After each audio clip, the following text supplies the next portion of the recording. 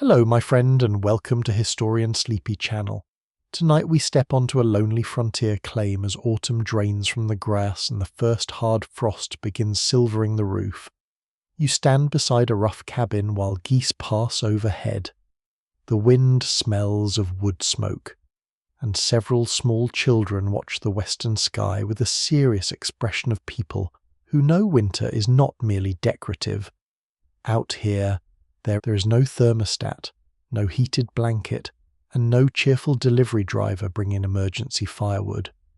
On the worst nights, you probably won't survive this unless every preparation has been finished before the snow arrives. So, before you get comfortable, take a moment to like the video and subscribe, but only if you genuinely enjoy what I do here. And tell us in the comments where you are listening from and what the local time is.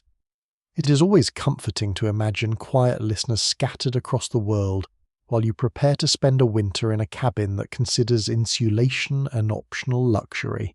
Now, dim the lights, maybe turn on a fan for that soft background hum, and let's ease into tonight's journey together. The season begins with a warning that nobody needs to announce. You feel it in the shortening afternoons. Shadows stretch across the garden earlier each day, and the children no longer run barefoot through warm dust.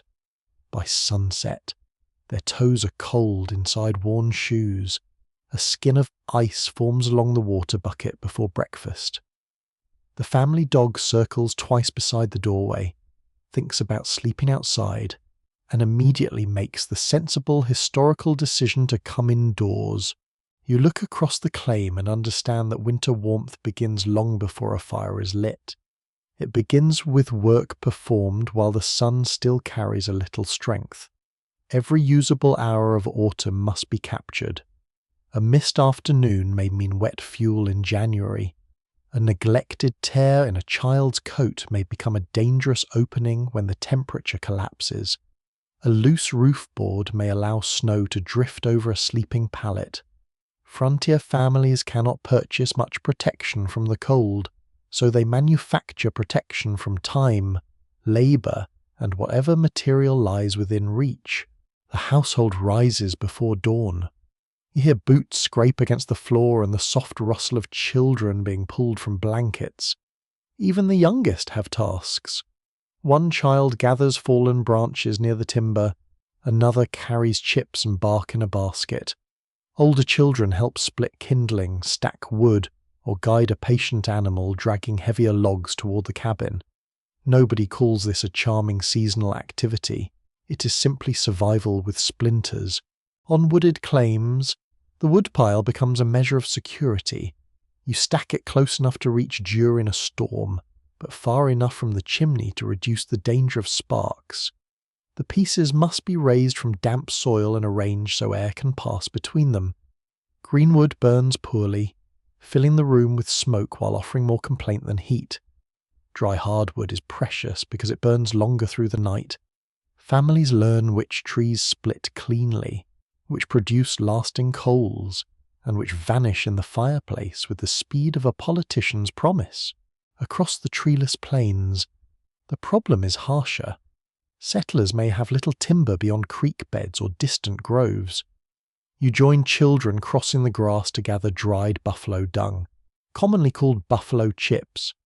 This humble fuel becomes a familiar resource on the Great Plains.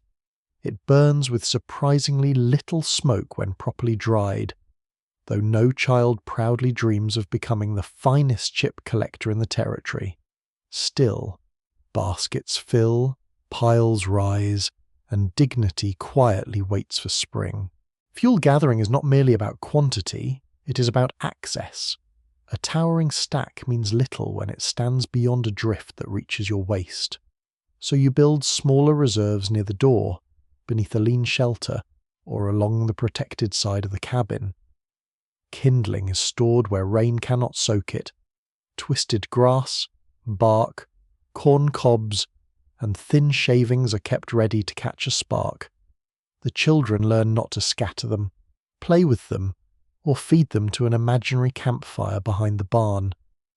Frontier parenting contains many sentences beginning with the words, "Put that down." While fuel accumulates, Clothing covers the table. You sit beside a parent whose hands remain busy after sunset. A shirt with thinning elbows is turned, patched, and passed to a smaller child. Stockings are darned with wool yarn. Mittens are examined for holes along the thumb. Caps receive new ties so the wind cannot snatch them away. Nothing is discarded merely because it looks old. Appearance carries little weight when the north wind begins pressing needles against exposed skin. Children grow quickly, which is inconvenient in every century, but especially inconvenient when cloth is expensive. A coat made for one child becomes the property of the next, then the next, until its original colour survives only beneath the collar. Sleeves are lengthened with strips of mismatched fabric. Linings are cut from worn blankets. A dress may gain a deeper hem or an extra panel. You begin to understand that frontier fashion follows one strict rule: if it covers the ankle, it is fashionable enough. For many settlers, manufactured cloth, needles, buttons, and thread must be purchased at a distant store or trading post. Cash is scarce, and travel may consume an entire day. Families therefore save scraps that a modern household might brush from the table. Small pieces become mitten patches, quilt blocks, cap linings, or ties. Even unravelled yarn can be washed, straightened, and used again. Warmth is assembled from fragments, and every fragment carries the faint memory of some earlier garment. The children help prepare their own defences. Small fingers sort buttons, wind yarn, tease wool, or hold fabric steady. Older girls often learn sewing young, while boys may be expected to repair harness, cut fuel, or tend livestock, though real households are usually more flexible than tidy descriptions suggest. When cold weather approaches, whoever possesses useful hands uses them. Historians still argue whether frontier childhood should be understood mainly as a period of heavy labour or as a mixture of work, play, and family responsibility that varied sharply by place, wealth, culture, and circumstance. The family's preparations are shaped by where you stand. A cabin in Minnesota faces a different winter from a dugout in Kansas, or a homestead in the mountain west. Elevation, wind, rainfall, timber, and isolation all matter. So does the family's background. Native communities possess generations of regional knowledge about shelter, clothing, food, and seasonal movement. Immigrant families bring techniques from Scandinavia, Germany, Eastern Europe, Canada, and elsewhere, adapting familiar habits to unfamiliar landscapes. Settlers also learn through exchange, observation, necessity, and sometimes painful failure. By the late 19th century, many families moving west do so under the influence of the Homestead Act of 1862, which offers eligible claimants the possibility of acquiring federal land by living on it and improving it. The promise sounds generous when printed on paper. Paper, however, does not mention frozen fingers, crop failure, loneliness, or the sound a roof makes when a blizzard leans against it for 3 days. Land may be available, but comfort must be built by hand. You walk the perimeter of the home before the weather turns. The roof is inspected for loose shingles, warped boards, or places where grass covering has thinned. The door is lifted on its hinges and tested. A latch that works in September may freeze stiff in December. Broken panes are repaired if glass is available. Where it is not, cloth, oiled paper, wooden shutters, or other improvised coverings must serve. The goal is not elegance. The goal is to prevent the wind from strolling through the room as though it pays rent. Inside, possessions are rearranged for the coming confinement.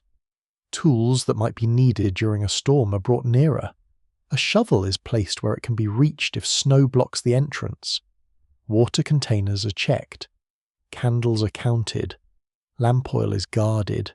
Matches, where available, are kept dry, because a match that has absorbed dampness is merely a tiny stick with unrealistic ambitions. Food preparation also supports warmth, though the family may not describe it in such neat terms. A well-fed child produces more body heat and resists illness better than one already weakened by hunger. Autumn brings preserving, drying, smoking, grinding, and storing. Corn hangs in braided clusters, beans rattle inside sacks, apples dry in rings. Root vegetables are buried in pits or stored in cellars where frost may be kept away. Meat is salted, smoked, or frozen when the weather becomes reliably cold. You notice that the children are rarely far from this work. They shell corn by lamplight, turn drying fruit, carry vegetables, fetch water, chase chickens from places chickens have absolutely no reason to be, and listen to adults discuss the weather. They may not understand every worry, but they understand tone. A glance toward the sky tells them whether the harvest is safe. A pause beside the wood pile tells them whether enough fuel has been gathered. Children learn the emotional language of winter before they learn all its practical rules. Families read signs in the natural world, thick animal coats, early bird movements, heavy nut crops, and the behavior of insects may be treated as forecasts. Some signs are useful observations, others are folklore, and many are remembered only when they appear correct. A woolly bare caterpillar with a broad brown band may inspire confident predictions, despite the caterpillar having no official appointment with the Weather Bureau. Still, in a world without reliable daily forecasts, observation offers both guidance and comfort. The calendar matters less than the first unmistakable shift. One morning, the ground remains hard beneath your boots even after sunrise. The washwater bites your hands. Breath hangs in the cabin until the fire strengthens. The children hurry through outdoor tasks with shoulders raised and chins tucked. Autumn has stopped negotiating. You take stock one final time. The woodpile is substantial, though never as large as you would like. Clothing has been patched, though some seams still look doubtful. Food stores line shelves and fill bins. The roof appears sound. The animals have shelter. Near the door stand baskets of kindling and fuel gathered by hands both large and small. No single preparation guarantees safety. A family may work faithfully and still face illness, accident, a failed crop, or weather more violent than expected. Yet preparation narrows the cold's opportunities. Every repaired cuff keeps a wrist covered. Every dry stick saves time. Every stored potato becomes energy. Every child who learns where the extra blanket is kept becomes a little less helpless when darkness falls. Outside, the wind moves through the grass with a dry whisper. The final leaves scrape along the ground. You call the children indoors one by one, count them without appearing to count, and fasten the door. The room smells of wool, apples, earth, smoke, and supper. It is not yet the deepest winter, but the family is already living according to its rules. You stand for a moment beside the stacked supplies and listen to the first grains of icy snow touch the roof. They make a faint, delicate sound, almost polite. The children look upward. Nobody is frightened yet. There is food, there is fuel, and there are familiar hands close by. The long season has arrived, and the work of keeping every small body warm has only begun. The cabin shudders as the wind presses against its walls, searching patiently for every crack left by hurried construction. You hear a thin whistle beside the door, another beneath the window, and a third somewhere near the floor where cold air slides across your ankles. The children notice it immediately. Cold air always seems to possess a special talent for finding the smallest person in the room. You lift the lantern and begin inspecting the walls. Most frontier cabins are not built from perfectly squared timber fitted by expert craftsmen. Logs vary in thickness, bend slightly, and leave irregular spaces between them. Some gaps are broad enough to admit rain.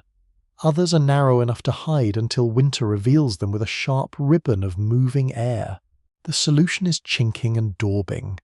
Chinking fills the larger spaces between logs with pieces of wood, stone, moss, straw, or whatever material is available. Daubing seals the remaining openings with a wet mixture that may contain clay, mud, sand, lime, animal hair, or chopped grass. The precise recipe changes from region to region because the frontier rarely offers convenient bags labelled premium cabin gap filler. You kneel beside the lowest logs and push narrow wooden strips into the deepest openings. An older child holds the lantern. Another carries a bucket of thick clay mixture from the hearthside, trying not to spill it across the floor. Naturally, several drops land exactly where bare feet will find them later. Domestic history remains remarkably consistent in this respect. The clay feels cold and heavy in your hands. You press it firmly between the logs, smoothing the surface with your fingers. Straw fibres help bind the material together. In some households, hair collected from animals or pulled from old plaster may strengthen the mixture. These fibres reduce cracking as the daubing dries, though nothing completely prevents damage when wood expands, contracts, and settles. Mainstream accounts of log construction often emphasize how quickly a simple cabin can be raised when neighbors cooperate. Walls may rise in a day during a community building effort, especially if logs have already been cut and prepared. Finishing the structure takes longer. A roof, chimney, floor, doors, windows, and tight wall joints require patient labor. A cabin can stand impressively while still allowing enough wind through its walls to rearrange your hair. The children are sent outside to collect moss from shaded ground and sheltered stones. Moss can be packed into narrow cracks where clay alone may not hold. It is soft, abundant in some regions, and easily compressed. It also carries insects, dampness, and tiny pieces of forest debris into the cabin. You discover that insulation occasionally arrives with legs. In colder northern regions, families may bank earth against the lower walls. Soil piled around the foundation blocks wind from entering beneath the floor and adds a layer of insulation. Snow itself can serve a similar purpose once it accumulates. A deep drift against the cabin wall reduces direct exposure to the wind, although it may also trap moisture or block a doorway. Winter provides building material, then immediately creates a new problem with it. You step outside and study the direction of the prevailing wind. The cabin's position matters.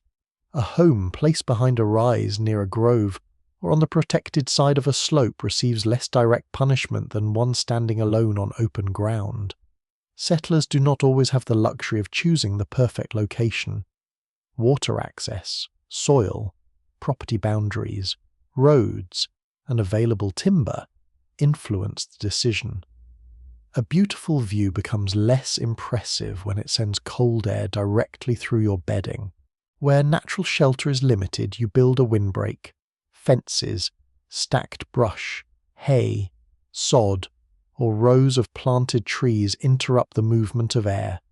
Trees require years to grow, so they offer little immediate comfort to a newly arrived family. Brush and rough fencing can be assembled more quickly.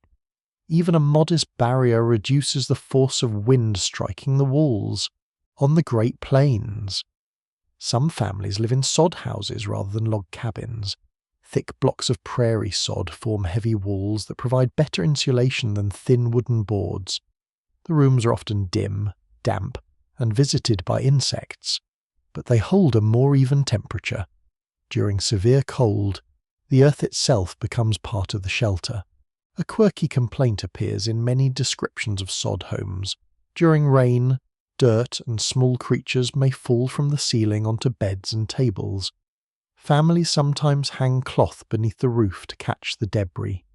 You can imagine lying beneath a protective sheet while listening to beetles land overhead, which is still preferable to discovering one in your soup. Historians still argue whether popular images of frontier housing exaggerate the misery of these dwellings or soften it through nostalgic stories of courage and simplicity. Conditions vary enormously. Some cabins are miserable temporary shelters. Others are carefully improved homes with plastered walls, glass windows, proper floors, and well-fitted doors. Wealth, skill, environment, family size, and access to markets shape the difference. Inside the wooden cabin, the floor demands attention. Some early homes begin with packed earth underfoot. Dirt floors are cold, dusty when dry, muddy when wet, and remarkably talented at entering food. A plank floor creates a cleaner surface but leaves space beneath it where wind can travel. Cracks between boards allow narrow currents of cold air to rise into the room. You spread rugs, woven mats, hides, or old sacks across the worst places. These coverings do not transform the floor into luxury, but they reduce drafts and protect bare or stockinged feet. Children learn to avoid the uncovered edges. The warmest routes through the room become familiar paths between the hearth, table, bed, and door. The doorway remains the cabin's greatest weakness. Every time it opens, warm air escapes and cold air rushes inward. The door may be made from vertical planks held together by cross pieces. If boards shrink or warp, gaps appear. You tack cloth or leather over narrow cracks and attach a strip along the bottom to brush against the threshold. A heavy blanket can hang inside the door as a second barrier. The arrangement creates a crude air pocket between fabric and wood. Entering the cabin now requires pushing through the blanket while balancing a bucket, stepping over the threshold, and avoiding the child sitting nearby. It is less an entrance than a small domestic obstacle course. Windows present another challenge. Glass remains expensive or difficult to transport in many frontier settings, particularly during early settlement. A family may begin with a tiny opening covered by greased paper, oiled cloth, animal membrane, or a wooden shutter. These materials admit limited light while blocking some wind. They do not provide a broad view, which may be fortunate when the view consists mainly of snow moving sideways. Where glass exists, it is often set in small panes because smaller pieces are easier to transport and replace. Putty around the edges can crack. Wooden frames shrink. Frost forms across the interior surface, creating delicate patterns that children trace with their eyes. The beauty is genuine, although it also confirms that the window is extremely cold. You roll strips of cloth and press them along the sill, paper is pasted over cracks. At night, shutters close tightly, and curtains add another layer. Families sometimes create window quilts, padded cloth coverings that can be lowered during bitter weather. Daylight must then be sacrificed for warmth. The room becomes darker, quieter, and more enclosed. The roof receives its own examination. Heat rises, and any opening above allows it to escape. Wooden shingles may lift in strong wind. Sod roofs can develop leaks. Thatched coverings may loosen or rot. From inside, you hold the lantern near the rafters and watch for movement in hanging cobwebs. A trembling web reveals air passing through an unseen opening. Loose spaces are packed with cloth, moss, clay, or straw. You work carefully around the chimney because flammable material placed too close to heat can ignite. The desire to block drafts must be balanced against the danger of fire. Frontier safety often involves choosing which threat seems most eager to harm you that evening. The chimney itself may be built from stone, brick, sod, or sticks coated in mud. A stick and mud chimney, sometimes called a cat and clay chimney, uses a wooden framework covered with thick clay. The name sounds charming until you remember that wood and fire are being encouraged to maintain a professional relationship. Cracks must be repaired regularly so sparks cannot reach the framework. You examine the chimney where it passes through the roof. The surrounding gap must be sealed against wind and snow without placing combustible material too near the flue. Metal flashing may not be available. Clay and carefully fitted stone serve instead. A leak here can drip directly toward the hearth, while a draught can pull smoke unpredictably through the room. Smoke provides its own clues. If it curls steadily upward, the chimney draws properly.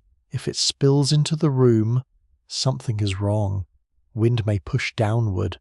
Soot may narrow the passage. A bird nest or debris may obstruct the opening. The children begin coughing, eyes water, and everyone discovers that a warm cabin filled with smoke is not quite the triumph it first appears to be. Furniture is arranged to shape the interior climate. Beds are moved away from exterior walls when space allows. A table or chest may stand near a drafty section, acting as another barrier. Shelves hold folded cloth against the wall. Curtains divide the room, concentrating warmth around sleeping spaces or the hearth. In a one-room cabin, every object participates.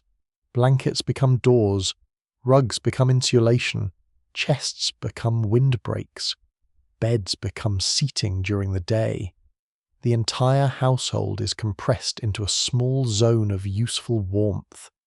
Personal space becomes a theory discussed by people living elsewhere. You guide the children toward the inner side of the room and away from the floor-level drafts. Warm air collects higher, so raised bedsteads can be more comfortable than pallets placed directly on the ground. Cradles may be lifted onto sturdy supports. A bench positioned beside a bed blocks air moving beneath it. By evening, the repairs begin to dry. Fresh clay darkens the lines between logs. Cloth strips remain tucked along the sill. The door blanket hangs heavily, moving only slightly when the wind pushes against the boards. You carry the lantern around the room again, holding your free hand near every seam. One draft remains near the corner. It is faint but persistent. You find a crack hidden behind a chest. Pack it with moss and cover it with clay. The cold line disappears. The room is not truly warm yet, but it has stopped losing heat so quickly. The children settle near the wall and listen to the storm test the cabin.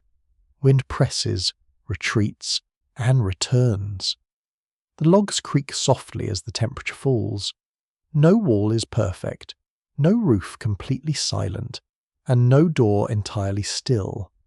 Yet the shelter now resists instead of surrendering. You lower the lantern, touch the hardened clay between two logs, and feel no moving air. Outside, the night stretches across frozen ground. Inside, the cabin holds its small pocket of human warmth, guarded by mud, moss, cloth, timber, and many patient hands. The fire settles into a red, breathing glow while darkness presses against the cabin. You sit close enough to feel warmth on your face, yet cold still touches your back. The children watch the flames with heavy eyes, fascinated by the shifting shapes and the occasional spark that leaps upward as if attempting a very small escape. A frontier hearth is not simply a pleasant feature. It cooks the food, dries wet garments, heats water, provides light, and keeps the room from becoming dangerously cold. It also consumes fuel with astonishing appetite.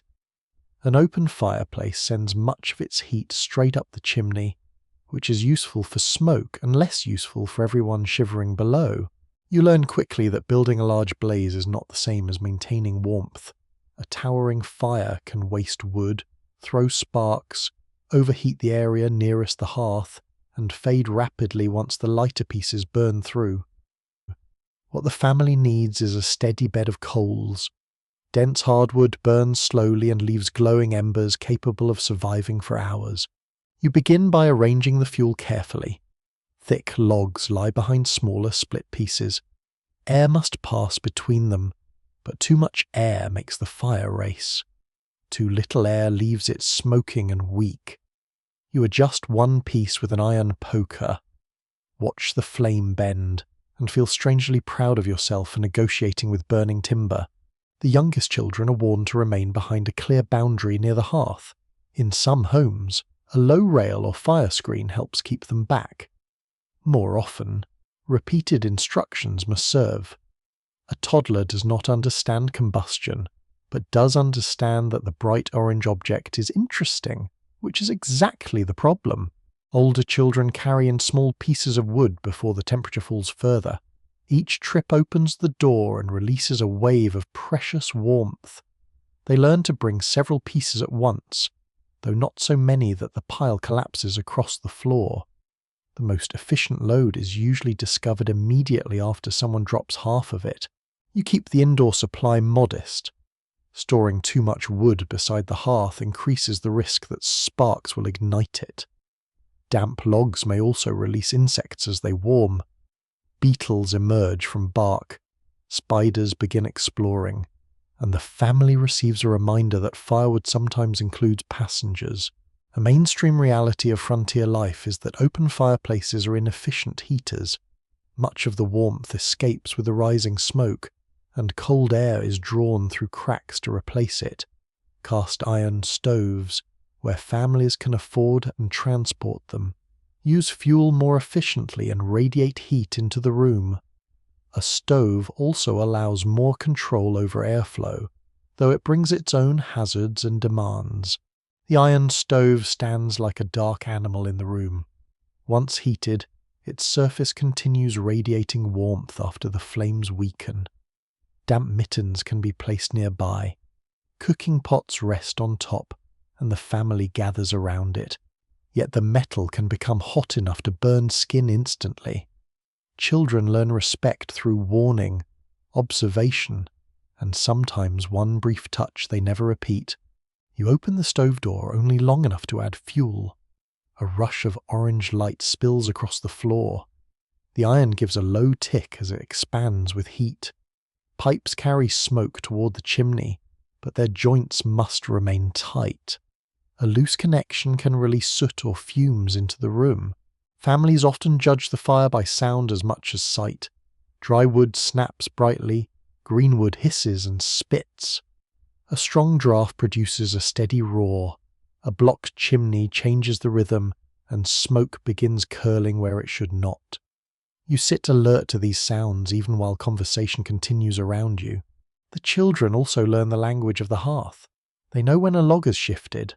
They know the sharp smell of smoke escaping into the room. They know that a sudden shower of sparks means the screen must be checked. Fire becomes a household member that never speaks plainly but constantly makes demands. Before the family settles for the night, you prepare the coals. The process is often called banking the fire. You gather glowing embers together, place a substantial log above or beside them, and cover portions of the coals with ash. The ash restricts oxygen and slows combustion, preserving heat until morning. This requires judgment. Bury the coals too deeply and they may die.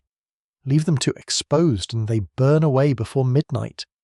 You draw the ash forward with a shovel, then pause to study the glow. A faint red line remains visible beneath the grey surface like sunset trapped under dust. Banked coals spare the family from starting a completely new fire at dawn. Without matches, relighting can be difficult. Flint and steel may produce sparks, but sparks alone need dry tinder and patient hands. Some households may maintain fire so continuously that letting it die feels like a serious failure. In isolated settlements, a family that loses its flame may borrow live coals from a neighbour. Someone carries them carefully in a covered metal container or other suitable vessel, walking through cold air with the community's most important delivery. It is the frontier version of asking next door for a cup of sugar, except the sugar can burn through your mitten. A quirky custom appears in accounts of early households. Hot coals are sometimes transported in warming pans or perforated containers, but this is risky. A hidden ember can ignite cloth, flooring, or bedding. The desire for heat encourages inventions that look sensible until smoke begins rising from something that should not be smoking. Historians still argue whether popular frontier stories overstate the independence of individual families and underestimate the importance of neighbours, shared labour, and borrowed resources. Fire offers a clear example. A household may appear self-sufficient, yet one extinguished hearth can reveal how much survival depends upon nearby people. The night deepens, conversation grows quieter. Outside, wind pushes snow across the ground, but your attention remains on the colour of the embers. Bright orange means active heat. Dark red means the fire is slowing. Black edges creep across the logs as fuel turns to charcoal and ash. You do not simply add another armful. Wood must last until morning, and winter may stretch for months. Waste tonight can become shortage later. You choose one heavy piece, knock loose snow from its bark, and place it where the coals can catch gradually. The log smokes at first. Moisture trapped inside turns to steam. A thin flame appears along one edge, disappears, then returns. You adjust the draft. The children watch as though witnessing a difficult scientific experiment, which in a way they are. The result determines whether everyone wakes warm or wakes wearing an expression of deep personal betrayal. Fire safety depends on constant housekeeping. Ash cannot be allowed to pile carelessly. It insulates coals, which is useful during banking, but too much can restrict airflow or spill onto the floor. Ashes removed from the hearth may contain live embers even when they appear cold. You place them in a metal bucket or carry them well away from the house. Dumping warm ash beside a wooden wall, haystack, or porch can start a hidden fire hours later. A pale heap that seems lifeless may still shelter enough heat to ignite dry material. Ash itself remains useful. Families spread it on icy paths, add it to gardens, or use hardwood ash in the making of lye for soap. Nothing is simply waste when supplies are limited.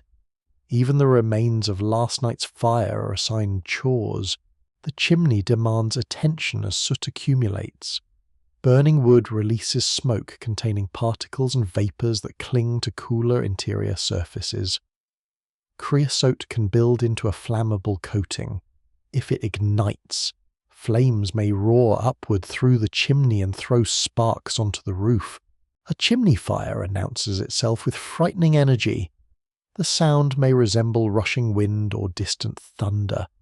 Adults close dampers where possible, reduce airflow, and watch the roof for escaping sparks. Water is dangerous on a very hot stove or chimney because rapid cooling can crack metal or masonry. You keep a bucket of water nearby, but not so close that heat warms it unnecessarily or a child overturns it. Sand, wet cloth, and tools may also be kept ready. The family knows escape routes, though the phrase would sound overly formal to them. They simply know which door opens fastest and which window can be reached if smoke fills the room. The open hearth carries additional risks. Loose clothing can brush against flame. A burning log can roll forward. Grease from cooking can flare suddenly. Sparks may land on rugs, straw, or wooden boards. Hair, sleeves, and aprons must remain controlled around the fire. Children are given tasks matched to age. One may bring kindling, another watches a pot. An older child can stir coals or close a stove draft under supervision. Responsibility teaches caution, but fatigue makes everyone less careful. Winter nights demand work precisely when the body wants rest. The air inside can become unpleasant even when flames behave. Smoke irritates the eyes and lungs. Poor ventilation allows dangerous gases to collect, especially when a stove draws badly or a chimney is blocked. Families may not understand carbon monoxide in modern scientific terms, but they recognize headaches, dizziness, weakness, and the heavy feeling caused by a smoky room. Opening the door or window lets in cold air, yet sometimes it is necessary. Warmth without breathable air is no bargain. You lift the latch briefly, allowing a clean draft to move through. The room cools at once, and everyone looks at you as though you personally invented winter.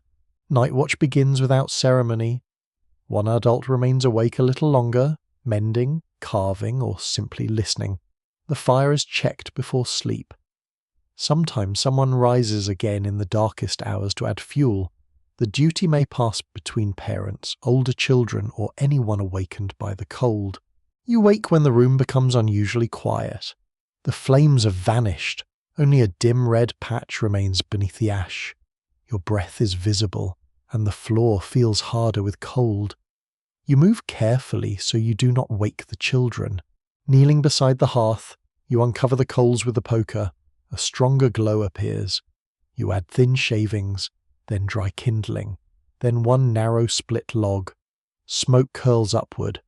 A flame trembles into life, small and blue at its base. You wait until it steadies.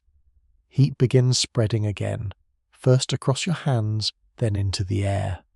The iron ticks softly. The cabin rustens dark, but the danger of a dead hearth has passed. Behind you, a child turns beneath the blankets and settles. The family sleeps while you watch the new flame take hold. The fire is controlled for another few hours, not conquered, never trusted, but persuaded to remain. You hold a child's shirt near the fire long enough to chase away the chill, then pull it over a sleepy head before the fabric cools again. The room remains dim, and each piece of clothing waits in a folded stack beside the bed. Dressing for a frontier winter is not a quick matter. Warmth depends on layers, and every layer must fit closely enough to trap heat without binding movement. The first garment lies nearest the skin. It may be linen, cotton, wool, or a mixture, depending on what the family owns and can afford. A simple undershirt and drawers create the first barrier against cold air. The cloth is rarely soft by modern standards. Seams can scratch, patches can rub, and freshly washed wool may feel determined to remind you that sheep are not known for luxury upholstery. You help the smallest child push one foot through a narrow leg opening. The child aims confidently and misses. Another attempt tangles both feet together. Winter clothing requires patience from everyone, especially when the person being dressed has recently discovered that knees can bend in several inconvenient directions. Over the undergarments comes a shirt or dress, followed by trousers, petticoats, waistcoats, jackets, or heavier gowns. Families do not use one universal arrangement. Clothing changes with region, decade, culture, available cloth, and household custom, yet the underlying principle remains familiar. Several modest layers usually protect better than one loose garment, because pockets of air remain trapped between them. A mainstream fact of 19th century life is that wool is among the most valued cold weather materials. Wool fibres hold insulating air and continue providing some warmth even when damp. This makes wool useful for stockings, mittens, caps, blankets, coats, shawls, and knitted underlayers. It can also itch fiercely, shrink in hot water, and attract moths with the enthusiasm of guests who were never invited. Flannel, often made from wool or a wool blend, serves as another common defense. A flannel shirt worn beneath a coat helps protect the chest and arms. A flannel petticoat adds warmth beneath a dress. Scraps can line a cap or wrap a child's neck. Nothing requires matching colours. A red lining inside a brown coat is perfectly acceptable when the alternative is a blue child. You tug stockings up over thin legs. These may be hand-knitted from wool or made from woven cloth. They reach above the knee and are held with ties, garters, or the pressure of other garments. Stockings must stay smooth because wrinkles inside a shoe create blisters, and blisters make winter chores miserable. When a pair becomes too short, the family may add knitted extensions at the top. When heels wear thin, new yarn is worked through the weak area. A stocking may contain several generations of repairs, each slightly different in colour. From a distance it looks ordinary. Up close it resembles a small textile biography. The child's feet require special attention because cold enters quickly through wet shoes. Leather boots and shoes offer some protection, but leather stiffens in freezing weather and can absorb moisture. Soles wear down, seams split, and snow pushes through openings. You rub grease or tallow into the leather to improve water resistance. The smell is not elegant, though elegance has little authority over frostbite. Inside the footwear, you add wool stockings, cloth foot wraps, dry grass, felt or extra scraps. Some families use paper as emergency insulation because trapped air between sheets slows heat loss. Newspaper placed inside boots can help temporarily, although it produces a faint rustle with every step. The child now sounds as though important political news is walking across the floor. Moccasins, used by many indigenous peoples and adopted by some settlers, can be flexible and warm when properly made and combined with insulating liners. Their effectiveness depends on materials and conditions. Soft leather performs well in dry cold but can become wet in slush. Regional knowledge matters. People who understand local winters choose footwear with a precision that outsiders often learn only after numb toes provide instruction. You examine the child's boots for space. Footwear that is too tight reduces circulation and compresses insulating layers. A snug fit may seem warm at first, but toes need room to move. You ask the child to wiggle them. The response involves the entire leg, which is not scientifically useful, but at least proves the child remains enthusiastic. Trousers receive another layer in severe weather. A boy may wear woolen pants over drawers. A girl may wear multiple petticoats beneath a heavy dress or skirt. Gender expectations influence clothing, but necessity frequently bends convention. Families adapt what they have. A warm garment is rarely rejected because it lacks the correct decorative trim. The torso receives special protection. A knitted vest or waistcoat holds warmth close to the chest. A shawl crosses the shoulders. Scarves wrap around the neck and can be pulled over the lower face. Coats may be wool, lined cloth, sheepskin, fur, or patched combinations assembled over years. Buttons deserve more thought than their size suggests. A missing button leaves a gap where wind enters. Wooden buttons can be carved at home. Bone, metal, shell, horn, and cloth. Covered forms also appear. Ties, hooks, and pins substitute when buttons are unavailable. You fasten every opening from waist to chin, making the child look mildly offended by efficiency. The coat sleeves extend over the wrists. Exposed skin between mitten and cuff loses heat quickly, so the overlap matters. You pull the cuffs down and tuck them carefully. On especially cold days, knitted wristlets bridge the gap. These simple tubes of wool may seem minor, but they block one of the wind's favourite entrances. Mittens generally keep hands warmer than gloves because fingers share heat. Gloves allow better movement, but each finger stands alone in its own narrow compartment, like a very cold tenant. Children who must handle tools may use gloves for dexterity, then switch to mittens when walking or riding. Hand-knitted mittens are made large enough to permit circulation and sometimes layered one pair over another. Outer mittens may be leather, felted wool, or thick cloth. A string can run from one mitten through the coat sleeves to the other, preventing loss. This practical arrangement also means that removing one mitten can cause the other to slide mysteriously upward, creating a small private battle inside the coat. A quirky tidbit appears in household advice and family memories. Some adults warm children's mittens by placing them near the stove, inside a warming oven, or beneath clothing close to their own bodies. The method works, but placing wool too near intense heat can scorch it. A mitten carrying a tiny burned patch may remain in service, because frontier households do not retire clothing merely for developing personality. The head receives a cap that covers the ears. Knitted caps, wool hoods, bonnets, fur hats, and cloth wraps all serve. A great deal of body heat can escape from any uncovered area, and the face and scalp remain highly exposed to wind. The old claim that most body heat escapes through the head is exaggerated, but an uncovered head still loses heat rapidly, because it is often the only exposed part. You tie the cap beneath the child's chin. The knot must hold without pressing painfully. Ear flaps remain down. A scarf wraps around the neck and lower cheeks, leaving enough space for breathing. Breath dampens the cloth, and damp fabric soon becomes cold, so the scarf must be adjusted and dried whenever possible. Historians still argue whether surviving garments provide a reliable picture of what ordinary frontier children actually wore. Fine clothing is more likely to be preserved, donated, and displayed, while patched everyday garments are often worn until they fall apart.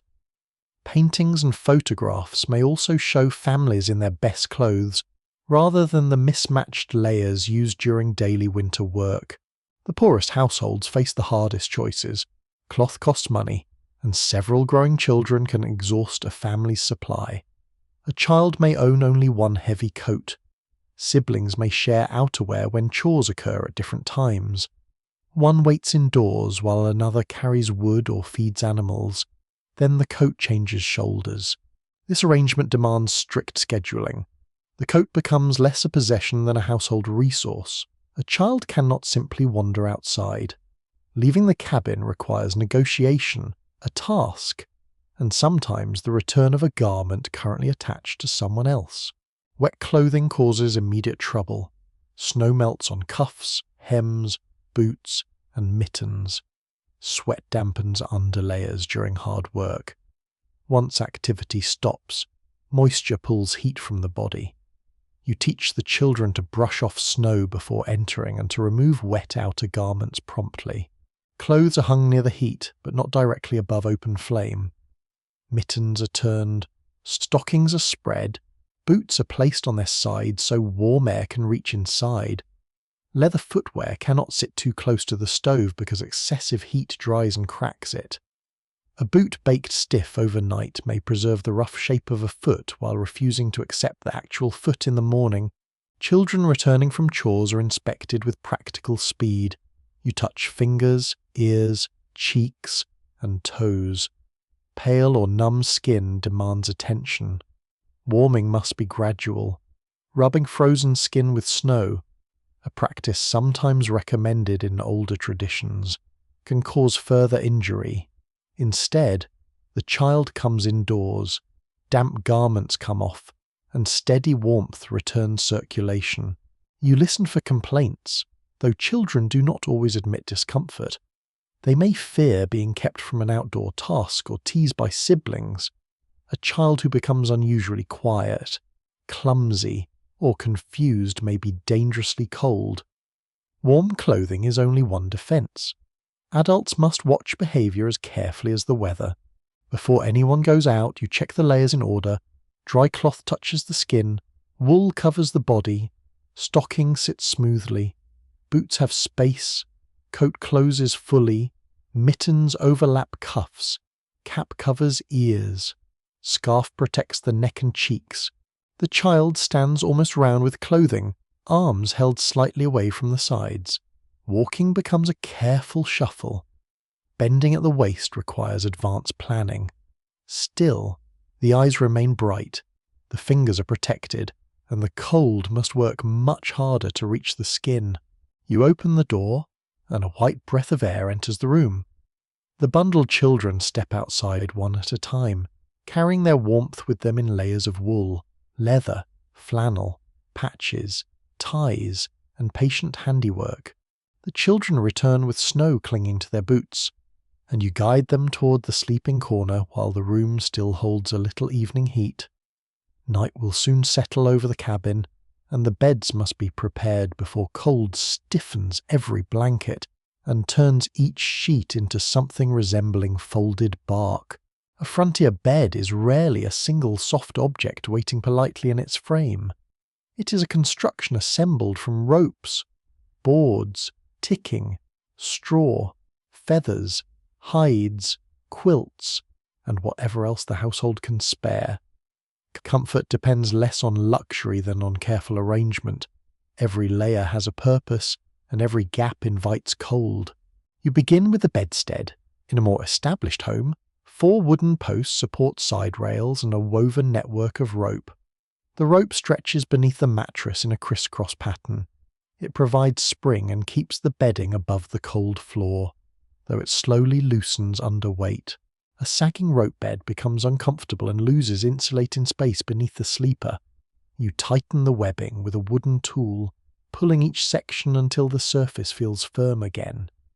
This maintenance may have contributed to the familiar phrase about sleeping tight, although historians dispute simple origin stories attached to old expressions. Language enjoys becoming mysterious whenever furniture is involved. Some families use wooden slats instead of rope. Others place bedding on benches, chests, built platforms, or pallets spread across the floor. A raised bed generally stays warmer because it lifts the sleeper away from the lowest, coldest air. Warm air rises, while cold air settles close to the floor with all the determination of a relative who has decided to stay indefinitely. The mattress comes next. A cloth sack called a tick may be filled with straw, corn husks, dried leaves, wool, feathers, or combinations of these materials. Straw is widely available after harvest and can produce a reasonably comfortable surface when fresh and evenly distributed. It compresses with use, breaks into sharp pieces, and gradually develops hollows shaped like the people sleeping above it. You lift one end of the straw tick and shake it. Dust rises into the lamplight. The children cough, then laugh, then cough again because historical bedding has discovered slapstick. You carry the tick outside when weather permits, beat it, air it, and turn it so dampness does not collect in one place. Fresh straw replaces the most broken filling. The change matters. Dry straw traps air between its stem, adding insulation beneath the body. Damp filling conducts cold, smells sour, and encourages mold or insects. A mattress may look thick while offering little warmth if its contents have become packed and wet. Corn husks can also fill a tick. They rustle loudly whenever anyone turns. A restless child sleeping on husks can sound as though an entire harvest is attempting to escape during the night.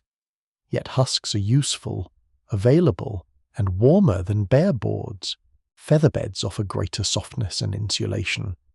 Families who raise geese or ducks may save down and small feathers over many seasons. Gathering enough for a full bed requires time. Feathers are collected during plucking, cleaning, cooking, or natural molting, then washed and dried before being stuffed into tightly woven ticking. A mainstream historical fact is that feather beds are valuable household possessions in many European and American families. They can appear in wills, marriage portions, and property inventories.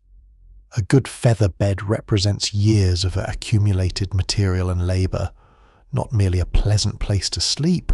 You press down on one and watch it slowly rise. The filling moulds around the body, reducing empty spaces where cold air can circulate. Yet too much softness can nearly swallow a small child.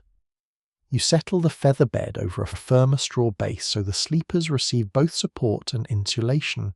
The ticking must be closely woven. If the cloth is loose, feather shafts poke through and drift around the room. One catches in the child's hair, another lands in the soup. By morning, everyone looks as though the geese have won a quiet revenge. Families without enough feathers improvise. Wool fleece may be cleaned and layered inside a tick. Animal hides can be placed beneath or above the mattress.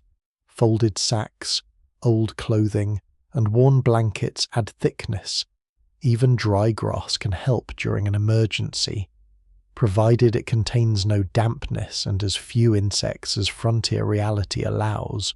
You spread a sheet over the mattress. Linen sheets are durable but cold when first touched. Cotton becomes more common as trade and manufacturing expand, though it remains a purchased good for many households. Some beds have no sheet at all, especially in poorer or temporary dwellings. Sleepers lie directly beneath blankets or on top of a covered tick. The first covering may be a woven wool blanket. Wool traps heat efficiently and remains useful even if slightly damp.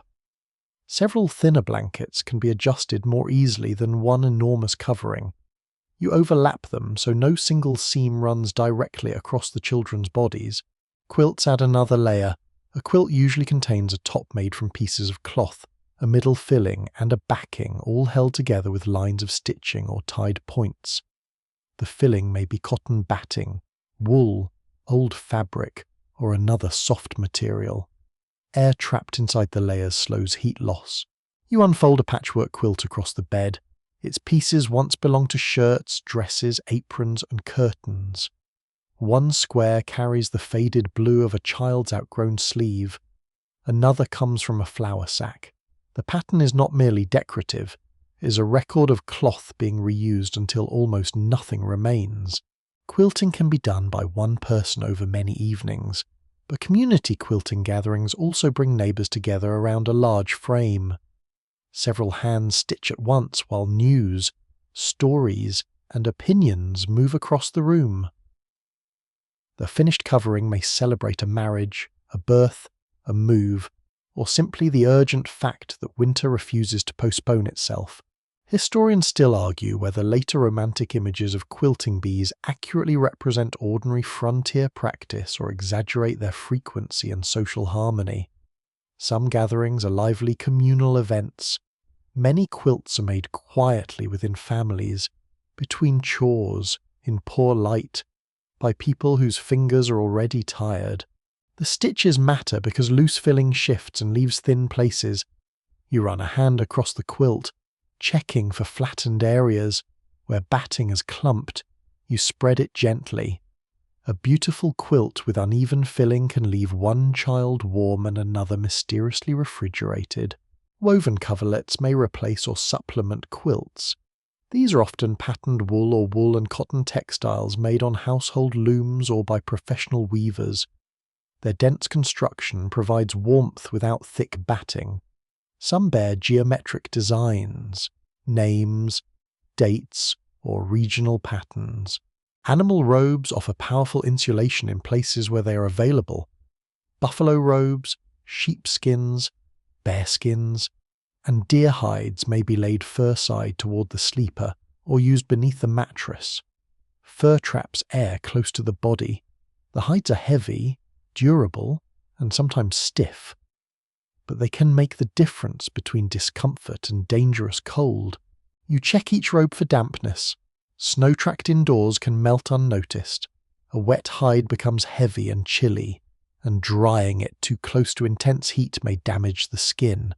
You hang it where warm air can circulate, accepting that the cabin will smell briefly like a very determined barn. The bed's position affects everything. You move it away from the coldest wall and out of the direct path between door and chimney. If space allows, the head rests near an interior partition or a solid corner. Beds placed beneath windows receive falling currents of cold air, so thick coverings or curtains are especially important there. Bed curtains can enclose the sleeping area. Cloth hangs from a frame or from lines overhead, creating a smaller chamber around the mattress. The sleeper's own body heat warms this enclosed air. Curtains also reduce drafts and provide a little privacy in a crowded room. The fabric need not be elegant. Old blankets, woven cloth, patched sheets, or heavy curtains serve. You draw them around the bed, leaving a small opening for ventilation. A completely sealed space can become damp and stuffy from breath, especially when several children sleep together. You now prepare direct sources of warmth. A stone heated near the fire can be wrapped in cloth and placed beneath the covers. Dense stones release heat slowly, but they must be chosen carefully. Some stones contain moisture or internal cracks and may split when heated. You use smooth, dry stones that have already survived repeated warming. Bricks serve the same purpose. A heated brick wrapped in flannel rests near the foot of the bed. It warms cold sheets and gives the children something comforting to press their feet against. The wrapping must be thick enough to prevent burns. Soapstone is especially valued because it absorbs heat and releases it gradually. Flat soapstone warmers may be heated on a stove and placed inside cloth covers. They can warm beds, sleighs, and feet during travel. A good stone warmer asks for no fuel of its own and never complains, making it one of the more agreeable members of the household. You test every wrapped object against the inside of your wrist. Children may not wake quickly if something is too hot. A brick placed directly against skin can burn, and one left against dry straw creates needless risk. Warmth must be gentle, contained, and watched. A warming pan provides another method. This long-handled metal pan has a covered bowl that can hold hot coals. You slide it between the sheets and move it steadily across the mattress, warming the bed before anyone climbs in. The pan cannot remain still. A hot bowl resting too long in one place may scorch cloth or ignite bedding. Sparks can escape through openings. Coals may produce smoke or dangerous fumes. The tool is useful, but it demands the attention of someone who understands that almost on fire is not a traditional style of bed preparation. Some warming pans hold heated stones or hot water instead of coals. Jugs and bottles filled with warm water also serve, though pottery can crack and leak. A child who wakes in a cold puddle learns a memorable lesson about trusting household technology. You run the warming pan through the bed, then remove it completely. The children reach beneath the quilt and smile when they feel the warmed sheet. That small moment is worth the trouble. A cold bed forces the body to spend precious heat warming every surrounding layer. A prepared bed begins giving warmth at once. Caps may remain on during sleep, especially in bitter weather. Dry stockings can cover the feet. Day clothing is loosened or exchanged for sleeping garments so circulation remains free. Wet garments never belong beneath the covers, no matter how tired everyone feels. You tuck the quilt securely along the outer edges. Loose spaces near the shoulders allow warm air to escape each time a child moves. The smallest sleeper lies toward the protected center, away from the wall. A folded blanket supports the feet and reduces the empty volume beneath the covers. The mattress rustles as the children settle. One complains about an elbow. Another claims ownership of a warm brick despite having contributed nothing to its heating. A third is already asleep, having wisely withdrawn from negotiations. You lower the bed curtain and leave a narrow gap. Within moments, the enclosed space begins to hold their shared warmth. Outside the curtain, the cabin remains cool. Inside, layers of straw, feathers, wool, fur, cloth, and trapped form a quiet shelter around their bodies. You rest your hand on the top quilt. The warmth beneath it is faint but steady. The bed is not luxurious, and the night is not merciful. Yet careful hands have turned ordinary materials into a small, protected world where children can sleep. The mattress gives a long, dry rustle as another child climbs beneath the covers. Knees bump shins. One cold foot touches someone else's ankle and causes a whispered protest. The quilts lift, settle, and lift again while every sleeper searches for a position that wastes the least warmth and creates the fewest arguments. A crowded bed is not merely the result of limited furniture, it is a practical source of heat. Each body warms the air beneath the covers, and several children together lose less heat than one child sleeping alone. The arrangement lacks privacy, elegance, and any reasonable system for deciding who owns which corner. But it gives the cold fewer surfaces to attack. You place the youngest children toward the middle. Older siblings lie along the outer edges, forming a living barrier between smaller bodies and the cold walls. The most restless child is positioned where a sudden kick will cause the least damage. This calculation requires experience, judgment, and the quiet acceptance that someone will still wake with a heel pressed against the ribs. In many one-room homes, sleeping arrangements change every evening. A permanent bedstead may belong to the parents, infants, or anyone who is sick. Older children use a trundle bed that rolls beneath the larger frame during the day. At night, you pull it out across the floor, spread its bedding, and transform a narrow strip of cabin into another sleeping place. The trundle sits low, where the air is colder. You add extra material underneath it and place the sleepers with their heads away from the doorway. 2 children fit comfortably only if your definition of comfortably is generous. 3 fit when necessity becomes involved. A 4th child may be added by adults who have decided that arithmetic should not interfere with survival. Other children sleep on pallets. A pallet may be a simple pad filled with straw, folded blankets, a sack, a hide, or layers of cloth spread on the floor. During the day, it is rolled and stored against a wall or beneath a bench. At night, it returns to the same warm zone near the center of the room. The family does not scatter sleepers evenly. Everyone gathers close to the hearth, stove, or warmest interior wall. The outer corners remain empty because they collect drafts. Beds, pallets, cradle, and trundle form a compact cluster, leaving only narrow paths for anyone who must rise in darkness. You learn these paths by memory. 3 steps from the bed reach the stove. A turn avoids the chest. 1 careful stride crosses the gap beside the trundle.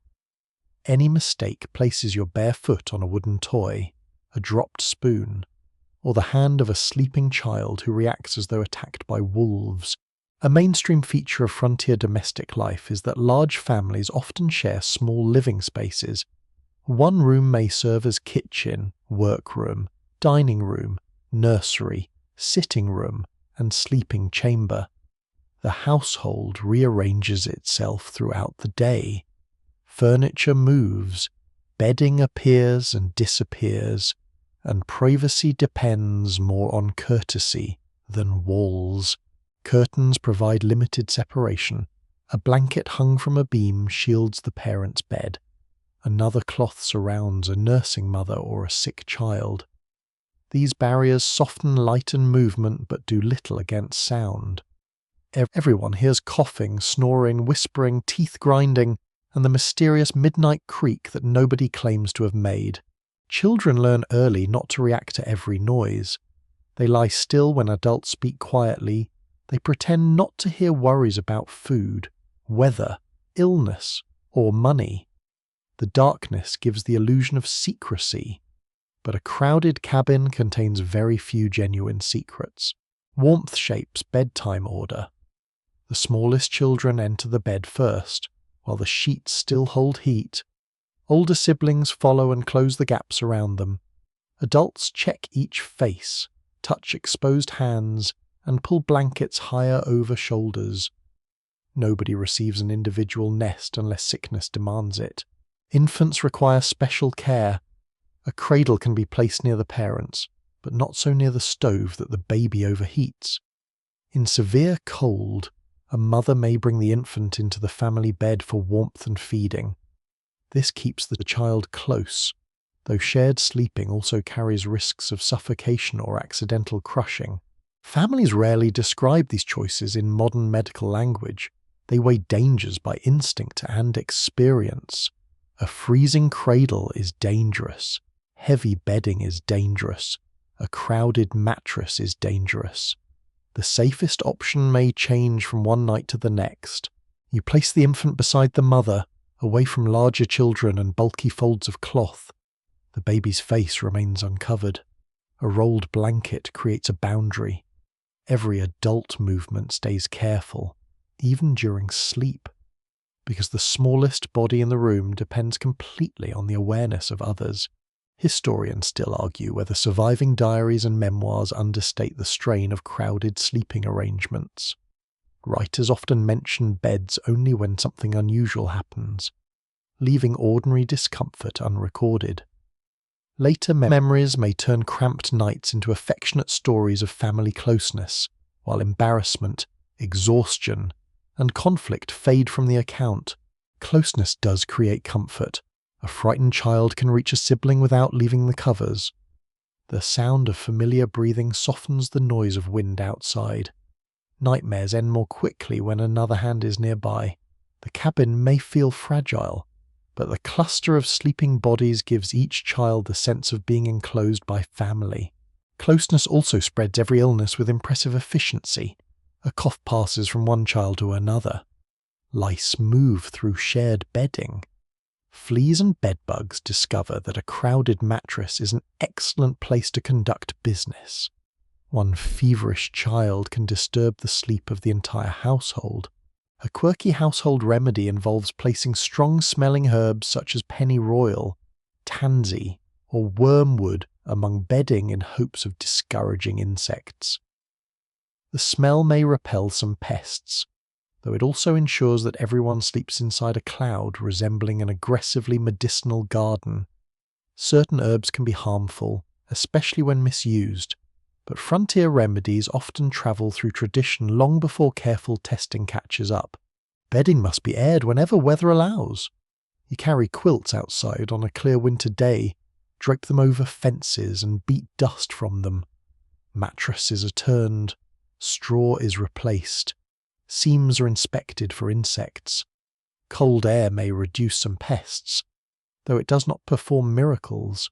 Inside, sleeping spaces reveal family hierarchy. Parents usually claim the main bed, partly from custom and partly because it may shelter a nursing infant. Young children receive the most protected positions. Older children accept trundles, lofts, benches, or pallets.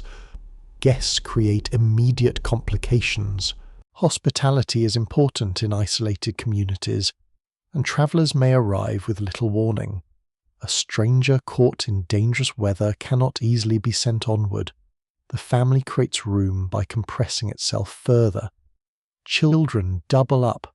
Adults sleep in chairs. Someone takes a place near the hearth. The cabin seems to stretch, though only the patience of its occupants actually expands. A visiting circuit preacher, trader, neighbour, or stranded traveller may receive the better bed. The family insists politely while privately calculating how many elbows can fit beneath one quilt. Children listen to the visitors' stories until sleep wins, then wake to unfamiliar snoring that shakes the curtain. In some homes, older boys sleep in a loft beneath the roof. A ladder or pegs lead upward to a low platform where straw ticks rest beneath the rafters.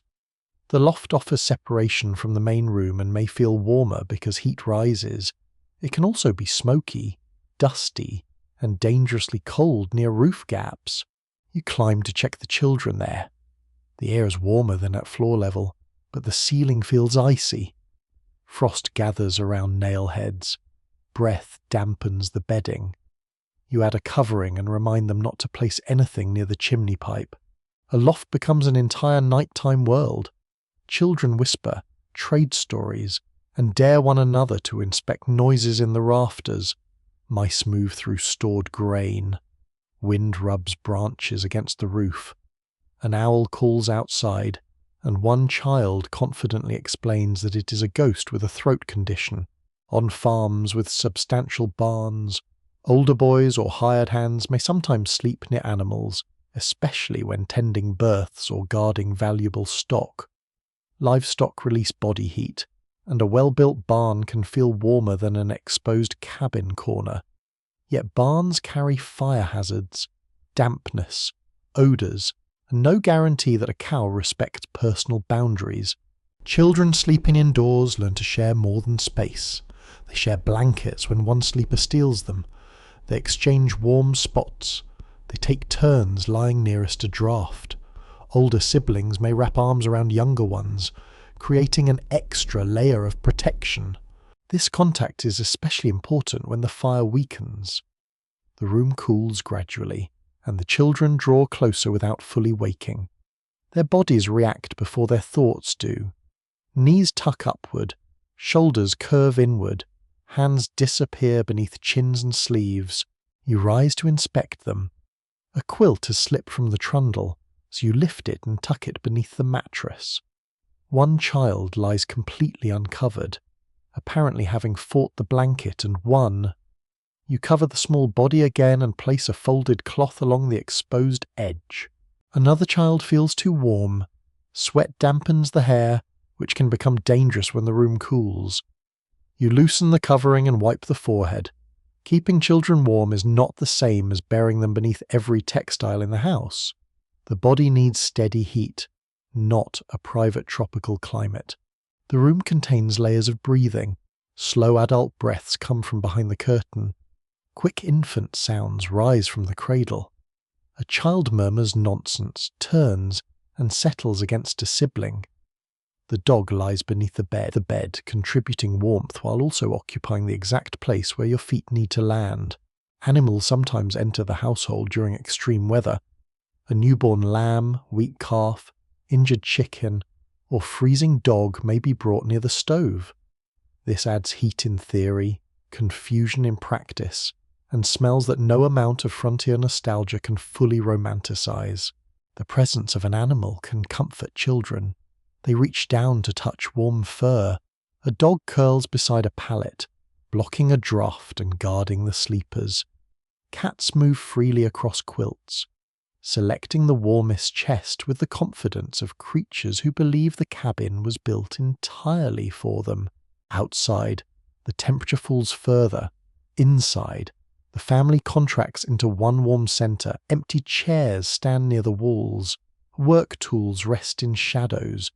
The sleeping cluster forms the true heart of the room, held together by shared blankets, familiar bodies, and the silent agreement that nobody faces the cold alone. You return to your place carefully, lowering yourself between two children without waking either. The quilt rises over your shoulders.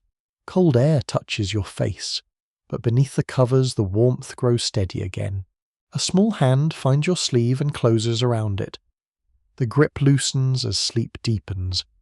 You remain still, listening to the crowded darkness breathe. The cabin falls quiet enough for you to hear frost tightening around the window frame. Wind brushes the wall, pauses, then returns with a deeper push. Somewhere above, a roof board gives a soft complaint. You open your eyes without knowing what woke you. Perhaps it's the cold touching your nose. Perhaps it is the silence of the stove. Perhaps it is the particular instinct that tells a parent one of the children has somehow removed every blanket while remaining completely asleep. You sit up slowly and listen. Night on the frontier is rarely divided by exact hours. A household may own a clock, but many families measure darkness by familiar signs. The fire has burned to a certain level. The moon has moved past the window.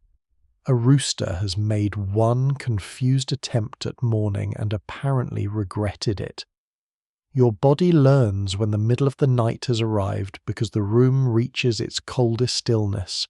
You place your feet on the floor and immediately reconsider every decision that has led you here. The boards feel like frozen stone. You find your stockings by touch, pull on a coat, and move through the sleeping room with one hand extended. The first duty is not the fire, it is the children. You begin with the youngest. A face remains visible above the covering, which is good. Breath comes steadily. The skin feels cool, but not icy. You touch the neck beneath the collar because hands and cheeks can feel cold even when the body remains safely warm. The child makes a small sound and turns away, deeply offended by medical attention that has not been formally scheduled. At the next bed, one pair of feet has escaped the quilt. You guide them back beneath the covers. The stockings are dry. Toes flex when touched. Another child sleeps curled tightly with knees drawn upward, a natural attempt to reduce exposed surface and conserve heat. You look for changes that mean more than the ordinary discomfort. Violent shivering shows the body working hard to create warmth. Unusual drowsiness, confusion, weak movement, or the fading of shivers can signal greater danger. Frontier adults may not use modern medical terms, but experience teaches them that a quiet child is not always a comfortable child. A mainstream fact of cold weather survival is that children lose body heat faster than adults because their bodies have more surface area in relation to their mass. They also possess fewer energy reserves and may fail to recognize danger. You cannot trust a small child to announce the problem clearly. One may say nothing until fingers are numb. Another may insist on being perfectly warm while teeth chatter loudly enough to provide percussion. You lift the edge of one covering and find damp cloth near a child's shoulder. Sweat has cooled during sleep. You replace the wet garment with a dry one, working slowly so the sleeper does not wake completely. Moisture steals warmth quickly, especially when the room cools toward dawn. Across the cabin, wet mittens hang from a line. Their outer surfaces have stiffened, but the inner wool remains damp. You turn them so warm air can reach the lining. Stockings rest on a wooden rack. Boots stand open, their insides stuffed loosely with dry cloth to draw out moisture. Drying clothing during the night requires judgment. Place it too far from heat and it remains wet. Place it too near and wool scorches, leather cracks, and a sleeve may begin producing smoke. Nothing wakes a household quite like discovering that a mitten has developed ambitions to become a torch. You move each item a little closer, then check the stove. The glow inside is faint. You do not need a roaring blaze. You need enough steady heat to keep the room from sinking into dangerous cold. You stir the embers, add one prepared piece of fuel, and adjust the airflow. The task is quiet, controlled, and almost ritualistic. Flame begins along the edge of the wood. The iron gives a few soft ticks. Warmth will take time to spread, so you continue the watch rather than returning immediately to bed. A lantern waits on the table. You trim its wick before lighting it, keeping the flame low to conserve oil. Fuel for lamps is precious, and midnight inspection does not require the cabin to glow like a ballroom. A small circle of light is enough. The flame reveals movement in the room. A hanging cloth stirs near one corner. You hold your hand beside it and feel a narrow draught. Cold air has found a fresh path where frozen wood has shifted. You press a folded rag into the seam and brace it with a small piece of board. Families often discover new drafts during the coldest hours because materials contract as temperatures fall. Doors fit differently. Window putty cracks. Clay ceiling separates from timber. The cabin changes shape in tiny ways, and the wind behaves like an inspector who enjoys working nights. You check the latch. Blown snow has gathered along the threshold. It enters as fine powder through a gap beneath the door, building a pale line across the floor. You sweep it away and push a rolled blanket more firmly against the opening. The roof demands attention next. You cannot see its outer surface in the darkness, but you listen for clues. A steady scrape may be wind moving loose snow. A sharp knock may be a branch. A heavy, dull pressure can mean a drift is building. Snow on a roof offers insulation, yet too much weight can threaten weak rafters. Wet snow is especially heavy. During long storms, families may need to clear portions of the roof, though climbing into wind and darkness carries serious risk. You do not rush outside merely because the roof complains. Old buildings complain for many reasons, including apparently a desire to participate in family conversation. You examine the beams from below. No new bend appears. No dust or snow sifts through the ceiling. The structure holds. The animals must also be considered. Livestock represent food, labour, milk, transportation, and wealth. A family cannot protect children through winter if its animals freeze, wander away, or stop producing what the household needs. You listen toward the barn. Wind muffles every sound. A cow may be shifting normally, or a door may have blown open. Uncertainty grows quickly in darkness. During severe blizzards on the plains, people sometimes stretch ropes between the house, barn, well, and other essential buildings. Blowing snow can erase landmarks only a few steps from the door. A person who loses contact with the rope may become disoriented and freeze within sight of home. You test the rope tied near the entrance. It remains firm.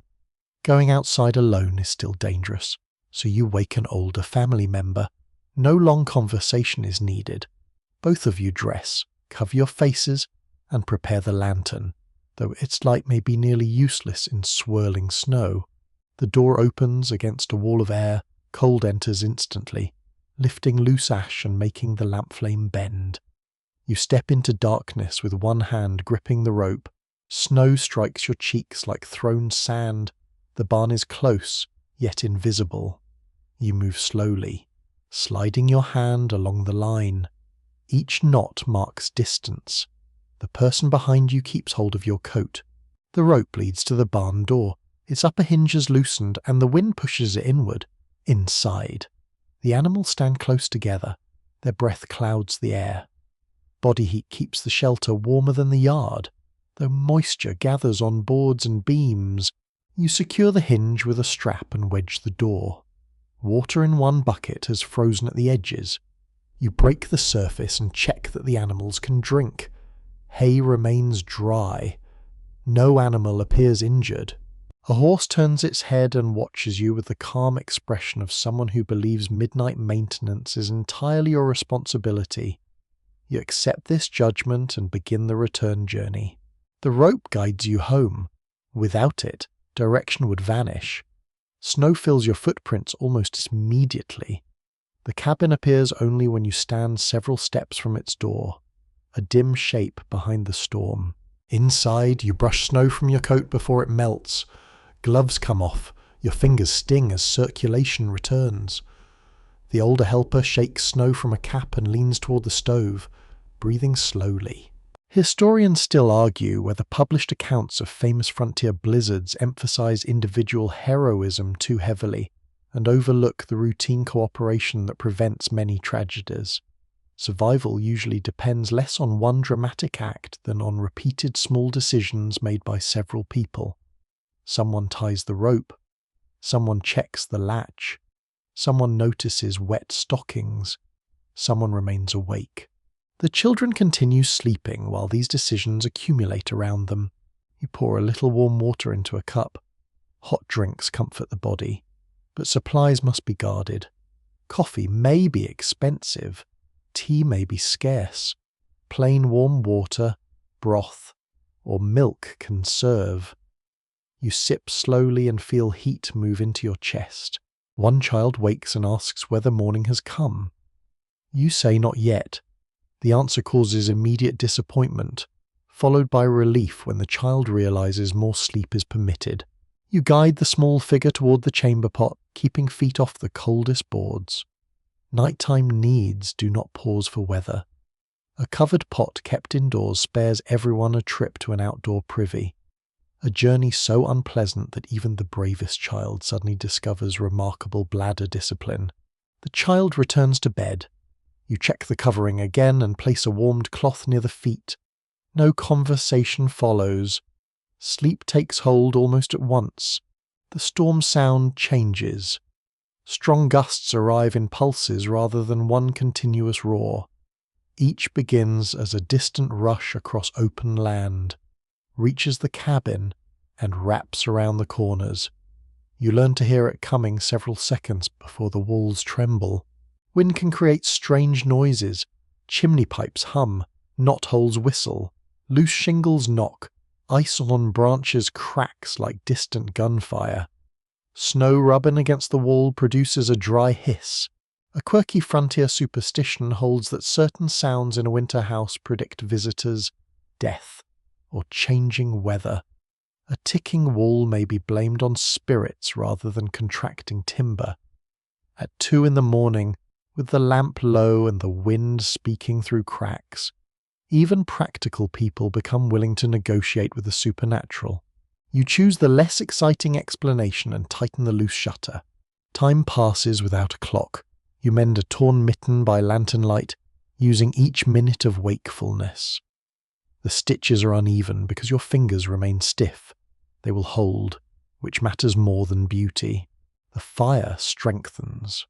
Warmth reaches the floor gradually. Frost on the inside of the window begins to soften near its lower edge. A tiny drop of water forms and slides down the glass. You make another circuit of the room. Every child breathes steadily as no covering has slipped. Clothing continues drying. The door remains sealed.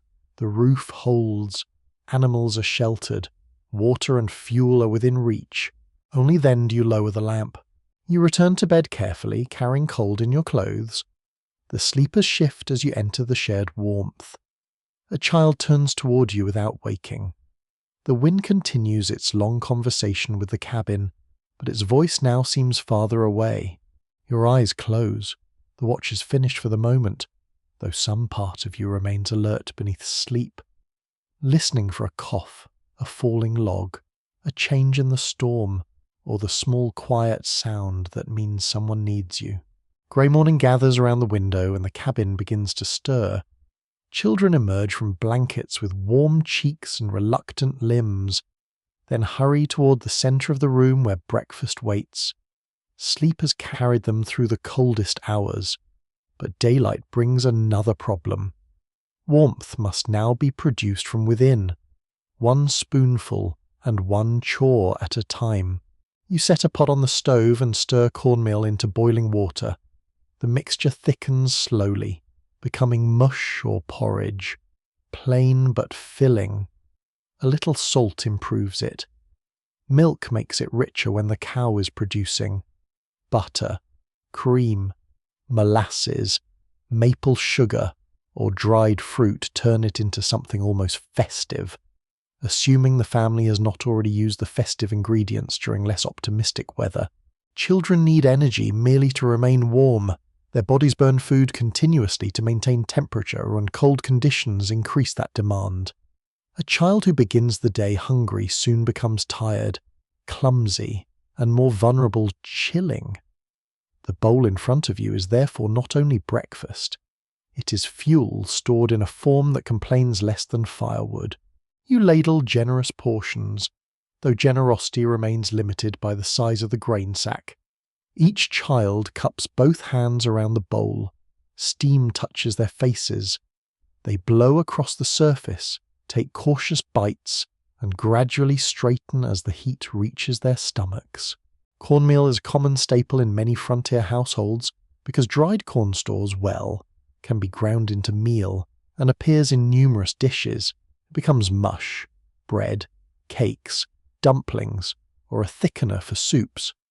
Leftover mush can be cooled, sliced, and fried in fat, producing crisp edges and a meal that feels new despite being yesterday's breakfast wearing a convincing disguise. Wheat flour is prized where it can be grown, milled, or purchased, but it may be scarce. Rye, buckwheat, oats, barley, and other grains appear according to region. Buckwheat cakes cook quickly on a griddle and welcome syrup with remarkable enthusiasm. Oatmeal provides sturdy nourishment, though children sometimes regard it as mortar served with a spoon. You add fat whenever supplies permit. Lard, butter, meat drippings, cream, suet, and rendered animal fat provide concentrated calories. In winter, those calories matter. Fat also improves plain grains, carries flavour, and helps a meal remain satisfying through hours of work. A crock near the stove holds saved drippings. Nothing from cooking meat is casually discarded. Grease seasons beans, enriches bread, fries potatoes, and turns a thin stew into a stronger meal. The family treats the crock with the respect modern households reserve for a locked savings box. Protein comes from whatever the household can preserve or produce. Salt pork hangs in reserve. Smoked meat keeps when handled carefully. Dried beans wait in sacks. Eggs become scarce when hens slow their laying during dark winter weeks. Milk depends on the health, feed, and condition of the family cow.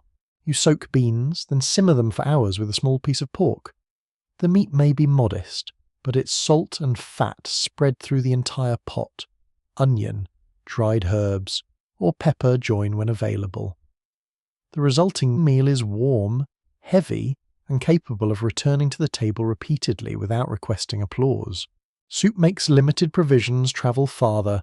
Bones, scraps of meat, beans, grain, potatoes, turnips, carrots, cabbage, and dried vegetables all surrender something to the broth.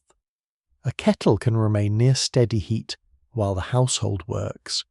Each addition changes the flavour, sometimes for the better and sometimes with great confidence but little evidence.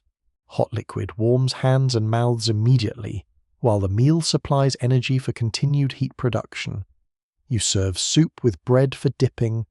Children scrape their bowls clean because waste is visible, and because the next meal is not guaranteed to be more exciting. Winter diets can become monotonous. Preserved food replaces fresh garden produce. Salted meat appears so often that a child may begin to suspect the pig signed a permanent contract with the family. Potatoes, beans, corn, and bread return in different arrangements, each introduced as though nobody recognizes them. Nutritional shortages remain a serious threat. Fresh fruits and vegetables may be limited, though stored apples, dried berries, sauerkraut, root crops, and preserved greens provide valuable nutrients. Families who keep a varied store are better protected than those surviving mostly on refined grain and salt meat. Sauerkraut is especially useful because fermented cabbage stores for months and retains vitamin C. German and Eastern European immigrants bring strong traditions of fermenting cabbage and other vegetables.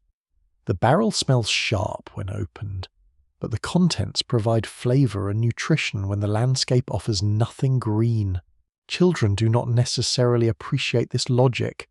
One child studies the sauerkraut with the expression of a person who has discovered betrayal in vegetable form. You place a portion beside the potatoes anyway. Frontier nutrition does not conduct elections.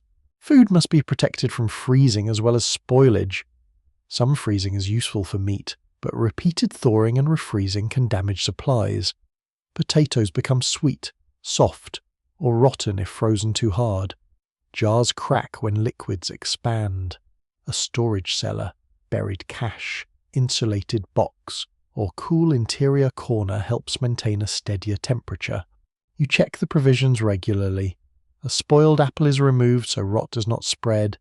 Grain is examined for moisture and mice. Meat is inspected. Crocks remain covered. The family cannot afford to discover in late winter that its food has quietly joined the enemy. Once breakfast ends, movement becomes the day's second source of warmth. Children sweep, carry water, grind grain, wash utensils, feed poultry, shake rugs, and help prepare meals. Muscles generate heat as they work. A child moving steadily may remain comfortable in clothing that feels inadequate while standing still. The key is balance. Hard labour produces sweat, and damp clothing becomes dangerous when activity stops. You pace the work so children remain warm without becoming soaked. Heavy tasks are divided into shorter periods. Outdoor workers return indoors for brief warming pauses. Mittens and caps are loosened during vigorous effort, then secured again when movement slows. A trip to the woodlot may involve dragging a small sled. The load is chosen according to the child's strength. Pulling it across packed snow warms the legs and chest quickly. The return journey with an empty sled is easier, unless someone decides to ride it and converts practical labour into an unauthorised transportation service. Children stamp snow from boots at the threshold and walk around the room rather than sitting immediately. Sudden stillness allows sweat to cool. You give them small indoor tasks while their breathing settles. One stacks bowls, another turns drying garments. A third kneads dough with solemn concentration and an alarming amount of flour on the face. Kneading bread is useful work and excellent exercise for small arms. Dough resists, stretches, and gradually becomes smooth. The bowl stays near gentle warmth so the yeast can work. In a cold room, rising may take many hours, and the dough sometimes receives the warmest seat in the cabin. Bread baking adds heat to the room and fills it with a smell capable of improving everyone's mood. Loaves must cool enough to slice cleanly, a rule children consider unnecessary bureaucracy. You tap the crust, listen for a hollow sound, and place the bread where curious fingers cannot reach it immediately. Meals are timed around labour. A substantial breakfast prepares the family for outdoor tasks. A midday dinner may be the largest meal, served while daylight and household activity are strongest. Supper is often simpler, perhaps mush, bread, leftovers, or soup. Warm drinks accompany these meals. Milk can be heated gently. Broth may be sipped from cups. Coffee substitutes made from roasted grains. Roots, peas, or chicory appear when imported coffee is scarce. The result may resemble coffee in colour while maintaining only a distant social acquaintance with the flavour. A quirky winter treat appears in maple-producing regions when hot syrup is poured over clean-packed snow. The syrup cools into chewy maple candy that can be lifted with a stick or fork. Children gather eagerly, suddenly willing to certify the cleanliness of any snow within reach. Such treats are rare enough to matter. They offer quick energy, but their deeper value is emotional. Winter survival is not sustained by discipline alone. A sweet taste, a warm kitchen, or a shared joke gives children something beyond endurance.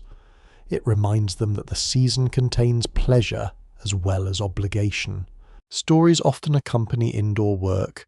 You shell beans, mend sacks, twist cord, or sort dried fruit while an adult recounts family memories.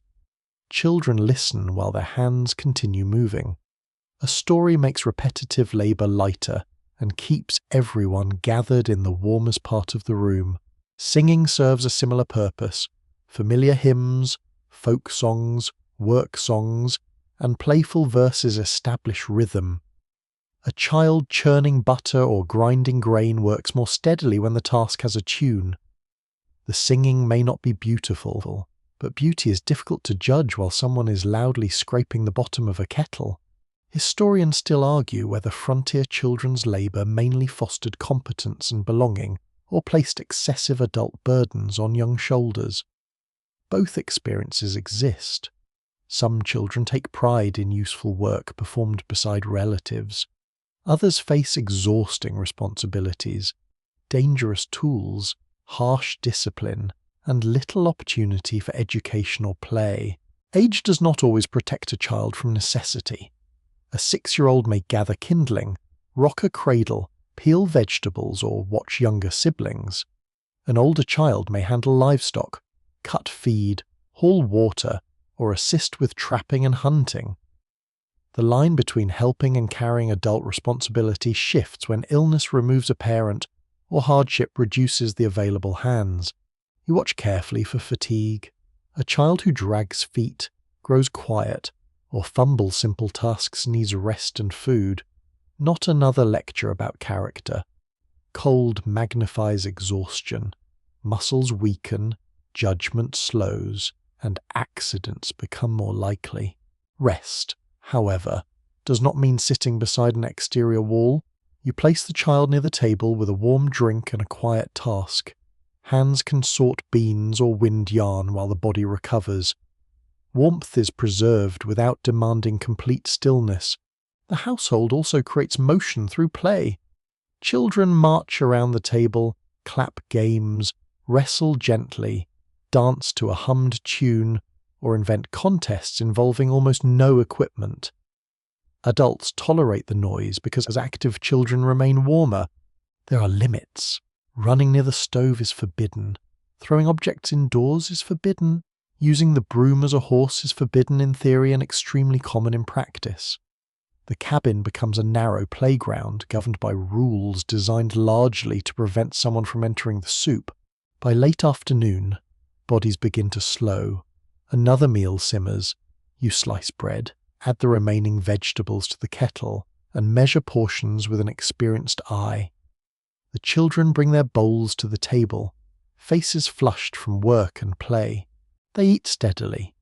Warm food quiets the room. Spoons scrape pottery. Bread disappears into broth. The day's energy returns in small mouthfuls, preparing each body for another stretch of darkness. You look around the table and see warmth operating in many forms. It exists in steam rising from the kettle, fat melting across bread, hands reddened by useful motion, and laughter escaping between bites. It is carried inward, converted by the body, and shared through the rhythm of household life. The children finish their meal and lean back with sleepy satisfaction. Their fingers are warm, their cheeks hold colour. Outside, snow continues gathering against the land, but inside each small body, food and movement maintain a quiet fire of their own. The spoon has barely touched the empty bowl when the wind changes its voice. It no longer brushes the cabin or taps politely at the shutter. It strikes with a deep, continuous force that makes the roof tremble and sends a fine line of snow beneath the door. You rise at once. Outside, the familiar yard disappears, the barn, fence, and woodpile vanish into a white wall. Snow does not seem to fall from above. It moves sideways, upward, and in circles, driven so hard that the world has lost every direction except cold. A blizzard does more than lower the temperature. It attacks the household's entire system. Fuel becomes unreachable. Water freezes. Smoke refuses to draw properly. Animals panic. Doors become blocked. A small problem that would be manageable on an ordinary day joins several others, and together they begin behaving like a committee. You pull the children away from the doorway and push a folded blanket against the threshold. Snow continues entering through tiny openings, gathering in pale ridges across the floor. The cabin has become a ship in a frozen sea, and every crack seems determined to admit a sample. The fire burns unevenly. Wind pushes down the chimney, scattering smoke into the room. You close the draft slightly, then open it again when the flames weaken. Too much air wastes fuel. Too little fills the cabin with fumes. The correct setting changes with every gust. A mainstream truth of Great Plains winters is that severe blizzards can arrive with terrifying speed. During the schoolhouse blizzard of January 1888, mild morning weather encouraged children to attend school before a sudden cold front brought violent wind, snow, and plunging temperatures. Many people were caught away from shelter, and numerous children died while trying to reach home. You keep your own children indoors. No matter what task waits outside, the animals may need water. A loose shutter may bang. The privy may stand only a short distance away. None of it matters more than preventing a small figure from becoming lost within a few yards of the door. The storm continues through the afternoon. Daylight fades without sunset, swallowed by blowing snow. You count the fuel near the stove and calculate how long it can last. The answer is not comforting. The main woodpile stands outside, perhaps 20 steps from the cabin. In calm weather, a child could reach it in moments. Now those 20 steps might as well cross an ocean. Drifts reshape the yard, and the wind erases footprints immediately. You bring every remaining piece of indoor fuel into one pile. Thick logs are reserved for the coldest hours. Smaller pieces maintain a modest flame. Corn cobs, bark, broken crate boards, and dry scraps join the supply. Furniture is examined with new suspicion. A damaged stool becomes potential heat. A loose shelf can be sacrificed. Wooden tool handles are spared because they will be needed later. Though the distinction between useful object and firewood grows less philosophical by the hour, the children understand that something has changed. Nobody tosses an extra stick into the stove for pleasure. Nobody leaves the door open while deciding whether to go outside. Each movement becomes careful. Even the smallest child carries scraps from the corner and places them near the hearth. You reduce the heated space. A blanket is hung across part of the room, creating a smaller enclosure around the stove and sleeping area. Chests and benches are moved inward. The family gathers close, abandoning the cold edges of the cabin. This is one of the most effective emergency measures available. Heating one compact space requires less fuel than warming the entire room. Bodies, breath, cooking, and flame all contribute to the smaller pocket of air. You place a pot of snow on the stove because the water bucket is nearly empty. Snow looks abundant, but it produces surprisingly little water once melted. A full kettle collapses into a shallow pool, which feels like a personal insult from mathematics. Fresh snow must be added gradually so the pot does not scorch while the first handful melts. You choose clean snow from a container near the door rather than scraping material from the floor. Even in an emergency, nobody needs soup flavoured with boot leather. The well may be frozen or buried. Reaching it is too dangerous. Melted snow becomes drinking water, cooking water, and wash water, with washing quickly losing the competition. Dehydration remains possible in cold weather because people may not feel thirsty. You distribute warm sips to the children and watch that each one drinks. Their lips are dry, and the heated air near the stove irritates their throats. Food must also be rationed. Cold bodies need calories, yet the storm's length is unknown. You prepare a thick stew rather than separate dishes, combining grain, potatoes, beans, and a little meat. Every portion is measured. The kettle gives off steam, which adds warmth but also moisture. Condensation forms on cold walls and freezes. Frost creeps across nails, window edges, and exposed boards. The warmer you make the centre of the cabin, the more sharply the outer surfaces reveal the cold. A child begins coughing. You touch the forehead and find it warmer than expected. The cheeks are flushed, but the hands are cool. Illness during a blizzard creates a special helplessness. There may be no doctor within miles, and even a nearby neighbour cannot safely travel. You move the sick child to the most protected place and loosen the coverings enough to prevent overheating. Warm broth is offered in small amounts. A damp cloth cools the forehead, though water must be used sparingly. Frontier households rely on home remedies because professional medical help is often distant. Onion poultices, mustard plasters, herbal teas, camphor, steam, and various patent medicines may appear. Some provide comfort, others irritate the skin, do nothing, or make matters worse with impressive confidence. Historians still argue whether accounts of frontier medicine unfairly mock household knowledge while overlooking the real skill of experienced caregivers, or whether nostalgia hides how dangerous many treatments could be. Both caution and practical wisdom occupy the same cupboard. You choose the gentlest measures: rest, warmth, fluids, and observation. The child's breathing remains clear, which offers some reassurance. Still, you do not move far away. The storm presses into the evening. Snow now blocks the lower half of the door. When you test it, the wood shifts only slightly. The household may soon be sealed inside. A shovel is brought near. You open the door a few inches and push at the drift, clearing only enough space for an emergency exit. Wind throws powder into your face and across the floor. The children laugh for 1 second because snow has entered the house, then stop when they see your expression. You close the door and brace it. In some storms, families escape through windows or even roof openings when doors become completely buried. A long pole may be pushed upward through snow to create an air passage or mark the house's location. Such measures sound dramatic until several feet of packed snow decides the doorway is no longer a doorway. A quirky frontier tale describes families tying bright cloth to poles above drifts so neighbours could locate buried homes once the sky cleared. The cabin beneath might be invisible while a lonely scrap of red fabric snapped above the snow, announcing that humanity remained somewhere under all that weather. You check the chimney again. Snow and wind can interfere with its draw. If the opening becomes blocked, smoke and poisonous gases may collect indoors. The flame looks weak and yellow.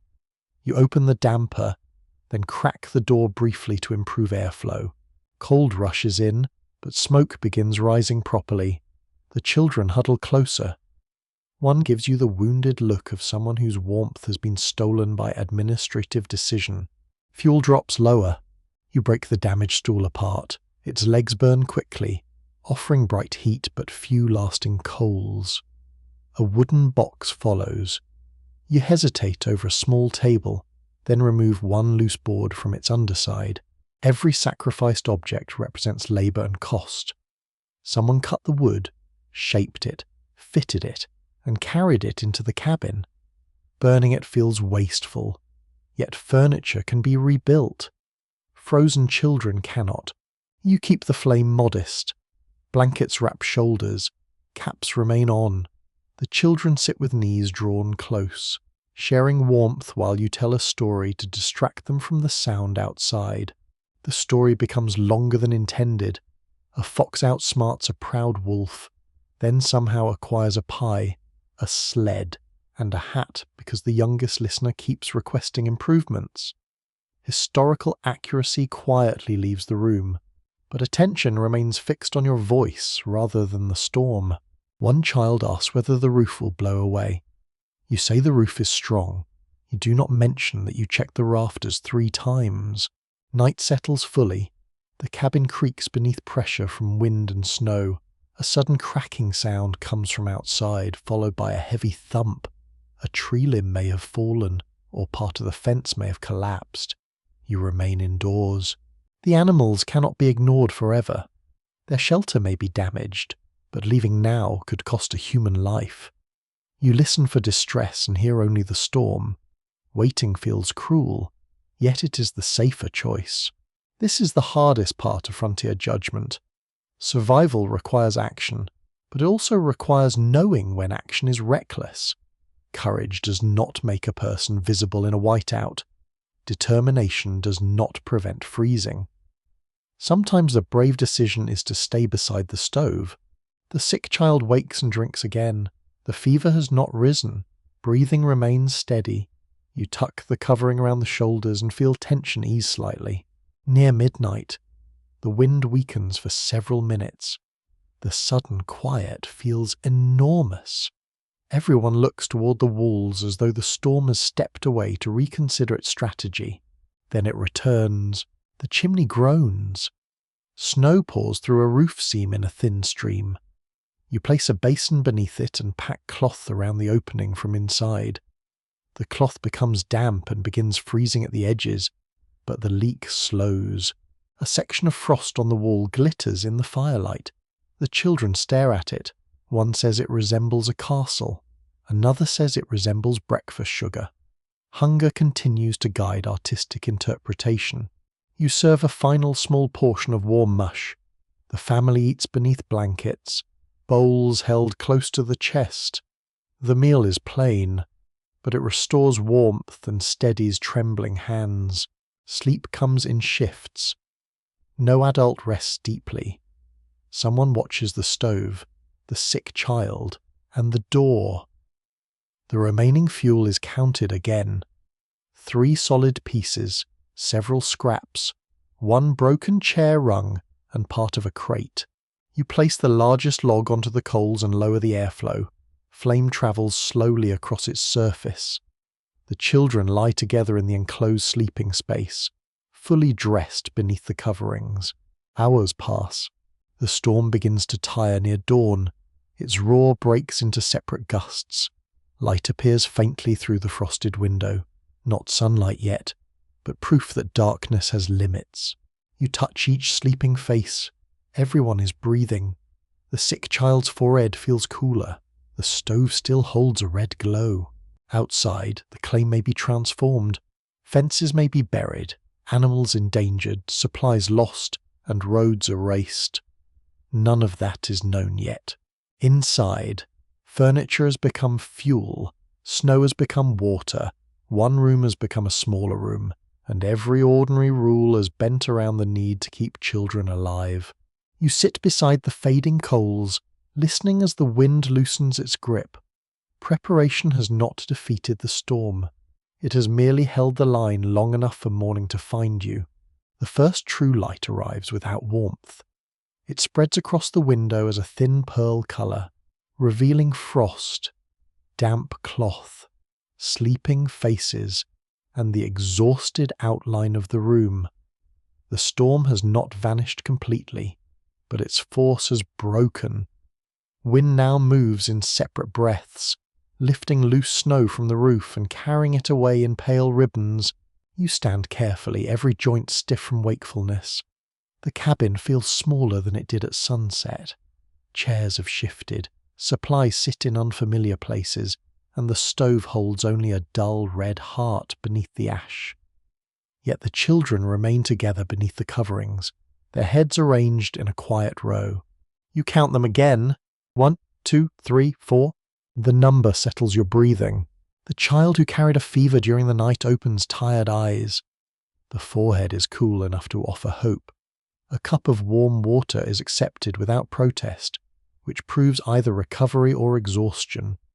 You listen to each breath and watch the chest rise evenly. The other children wake slowly. One asks whether the storm is finished, and you say it is quiet enough to look outside. Everyone immediately wants to look outside, despite having shown no enthusiasm for leaving the blankets 30 seconds ago. Curiosity remains one of childhood's least weatherproof qualities. The door refuses to open more than a finger's width.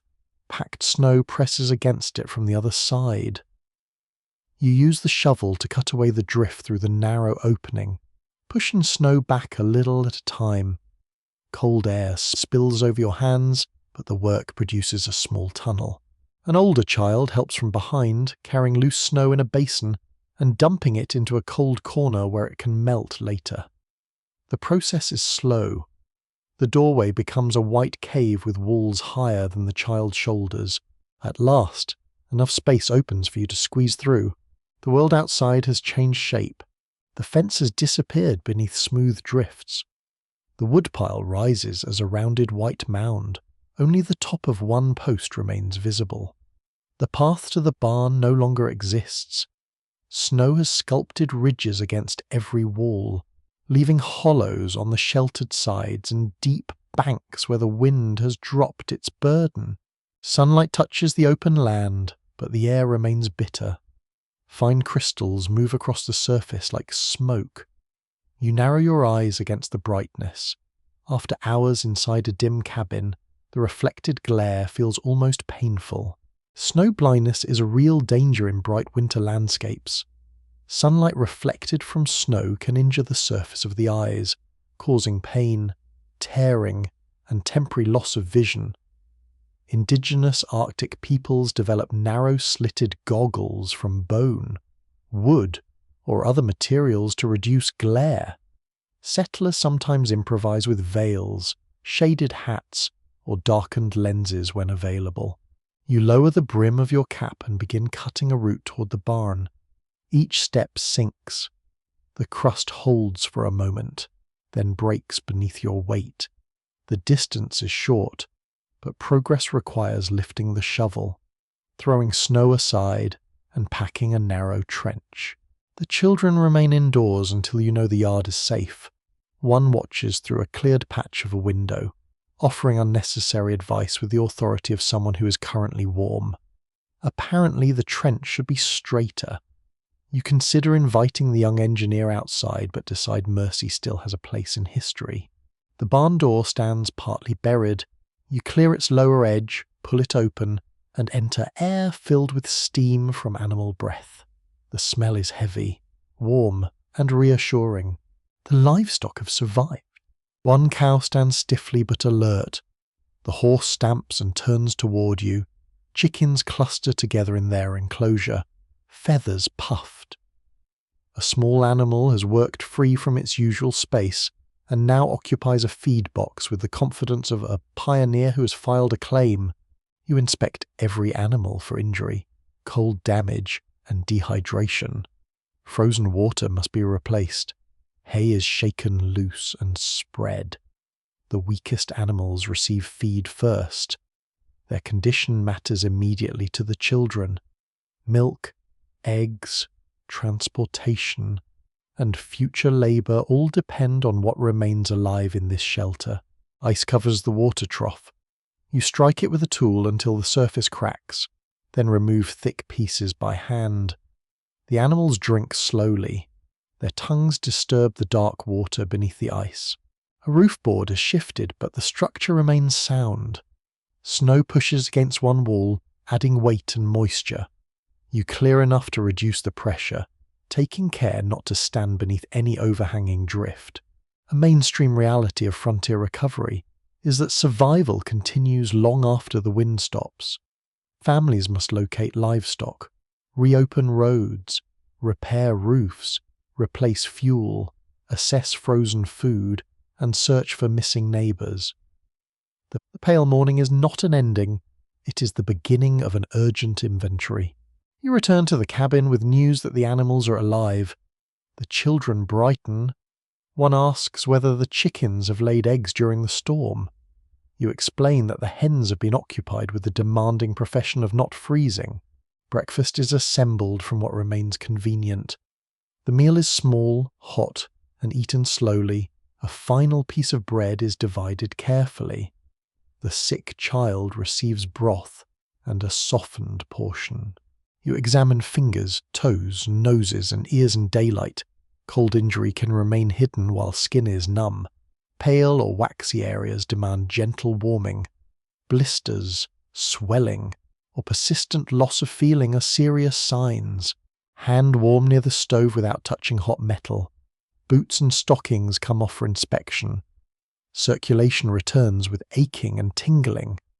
Nobody enjoys this, but pain can mean that sensation is returning. Frozen skin must never be warmed so rapidly that burns occur. It should not be rubbed harshly, especially with snow. If there is a risk that tissue will freeze again, thawing may cause additional damage. Frontier caregivers do not always possess modern medical guidance, yet many understand through experience that slow warming is safer than violent rubbing. You wrap one child's chilled foot in dry wool and hold it gently between warm hands. Colour returns gradually. Toes move. The danger appears limited, though you continue checking. Next comes the food store. The cellar entrance lies beneath a drift. You clear it and inspect the contents. Several potatoes near an outer wall have frozen.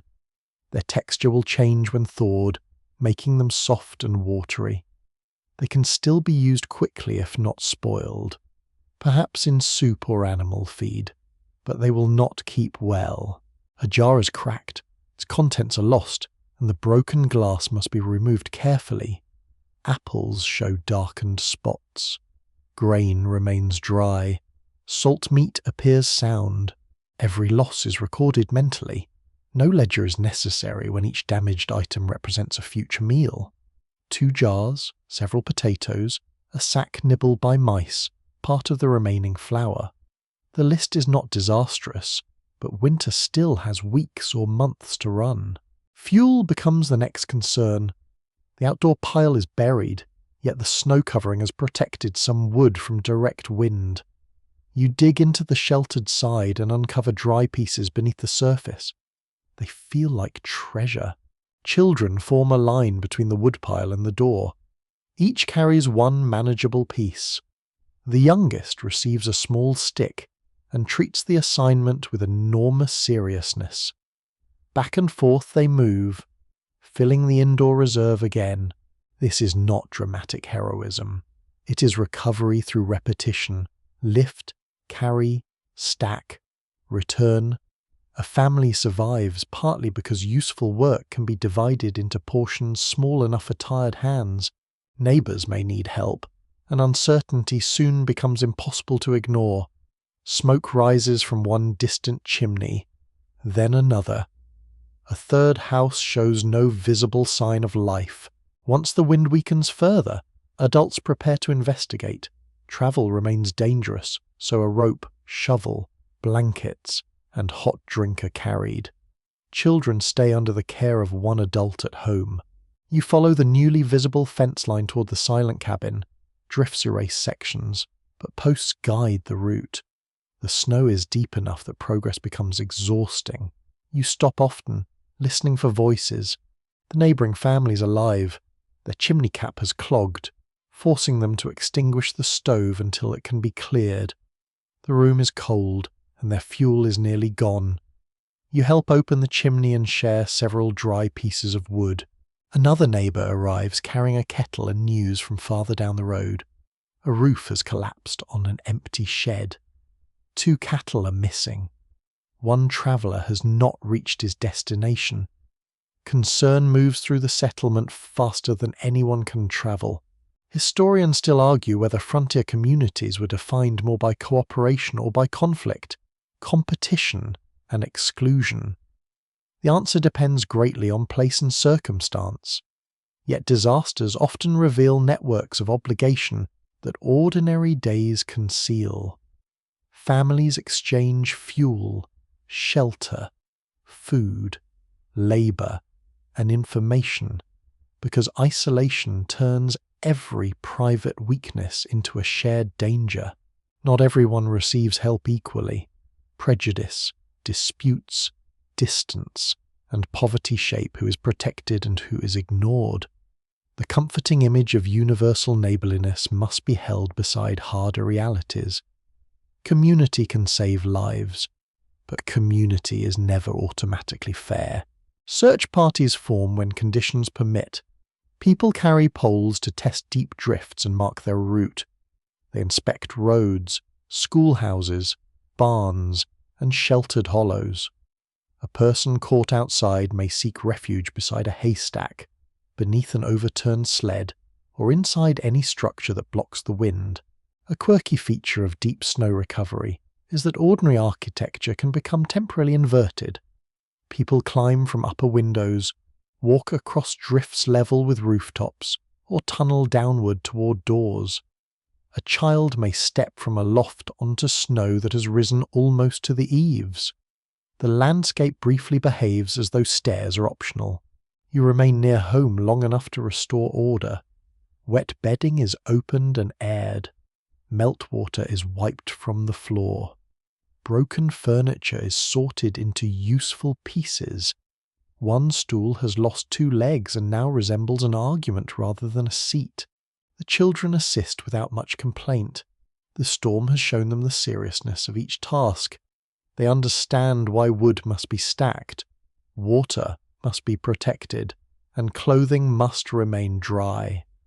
Knowledge has entered not as a lesson, but as a night remembered by the body. Fear also lingers. A sudden gust makes one child look toward the roof. Another refuses to go near the doorway alone. The sick child asks whether the wind will return. You do not dismiss these worries. Survival does not erase fright merely because the sun is shining. You answer in plain words. The wind may rise again, but the cabin is standing. The animals are alive. Fuel has been found. Neighbours are near. The child listens and accepts this piece by piece. Frontier families often carry such memories for decades. Adults later recall the sound of blizzards, the smell of wet wool, or the sight of a parent standing beside a failing fire. Children remember practical details with astonishing clarity. A cup, a blanket, a frozen latch, a voice in darkness. Memory may turn hardship into family legend. A dangerous night becomes the story of the chair that kept everyone warm, or the chicken discovered in a flour barrel. Humour smooths the sharpest edges, though it does not make the danger imaginary. By midday, sunlight grows stronger. Water begins dripping from the roof edge despite the cold. The sound is delicate and regular. Each drop catches light before falling into the snow. You place fresh fuel in the stove and prepare a fuller meal. The room smells of broth, bread, and damp wool. Children sit close together, not because they must, but because closeness has become reassuring. One child produces a scrap of cloth and begins repairing a torn mitten. The stitches are wide and crooked. You guide the needle through the proper place, then allow the small hands to continue. This, too, is how knowledge survives. Not through grand speeches, but through hands copying hands. A child learns how to test leather, tie a scarf, conserve fuel, read clouds, clear a chimney, warm chilled fingers, and notice when someone has grown too quiet. Skill protects the family, but sacrifice surrounds it. Adults surrender sleep, food, comfort, and sometimes possessions. Older children accept responsibility early. Younger ones endure restrictions they do not understand. Warmth is not created by one heroic method. It is built from hundreds of small choices, many invisible by daylight. Luck remains present as well. A stronger roof might stand while a weaker one fails. One family owns dry hardwood, while another depends on damp scraps. A fever breaks in one child and worsens in another. No amount of preparation gives complete control over winter. You look at the children around the table and understand the mixture clearly. Skill, sacrifice, cooperation, and luck have all taken seats in the room. The sun lowers toward the white horizon. Its light turns gold across the drifts, softening the storm's harsh shapes. Smoke rises cleanly from the chimney. The repaired barn door holds. A narrow path now connects home. Animals, water, and neighbours. Night will come again, but it will not arrive as a stranger. The family knows what must be done. Fuel waits. Food warms on the stove. Dry clothes rest within reach. Children settle near familiar voices. You close the door gently and watch the latch fall into place. The deadly night has passed, leaving work, memory, and gratitude in its wake. The children are still here. Their hands are warm. Their breathing is steady in the fading winter light. That is enough. The cabin grows quieter now. The shovel rests beside the door. Snow lies smooth beyond the window, no longer rushing, no longer striking, only shining beneath a calm sky. You hear the low murmur of the stove and the soft settling of timber as warmth moves through the room. The children breathe beneath their blankets. One hand remains open upon the quilt. Another small face turns toward the gentle heat. There is nothing more to carry tonight. Nothing more to mend. Nothing more to count. You can let your shoulders loosen. The wind has travelled far across the plain, but it has spent its strength. It moves softly around the cabin corners, brushing the walls rather than testing them. Smoke rises into the darkening blue, thin and peaceful. Inside, every ordinary object seems calm. A cup waits on the table. A cap hangs from its peg. A folded mitten rests beside the stove. They have completed their work, and so have you. Your breathing slows with the room. You feel the steadiness of the floor beneath you, the quiet shelter of the roof, and the warmth gathered close around familiar sleeping forms. The cold remains outside, distant and pale. It cannot reach this moment. The fire settles lower, glowing beneath grey ash.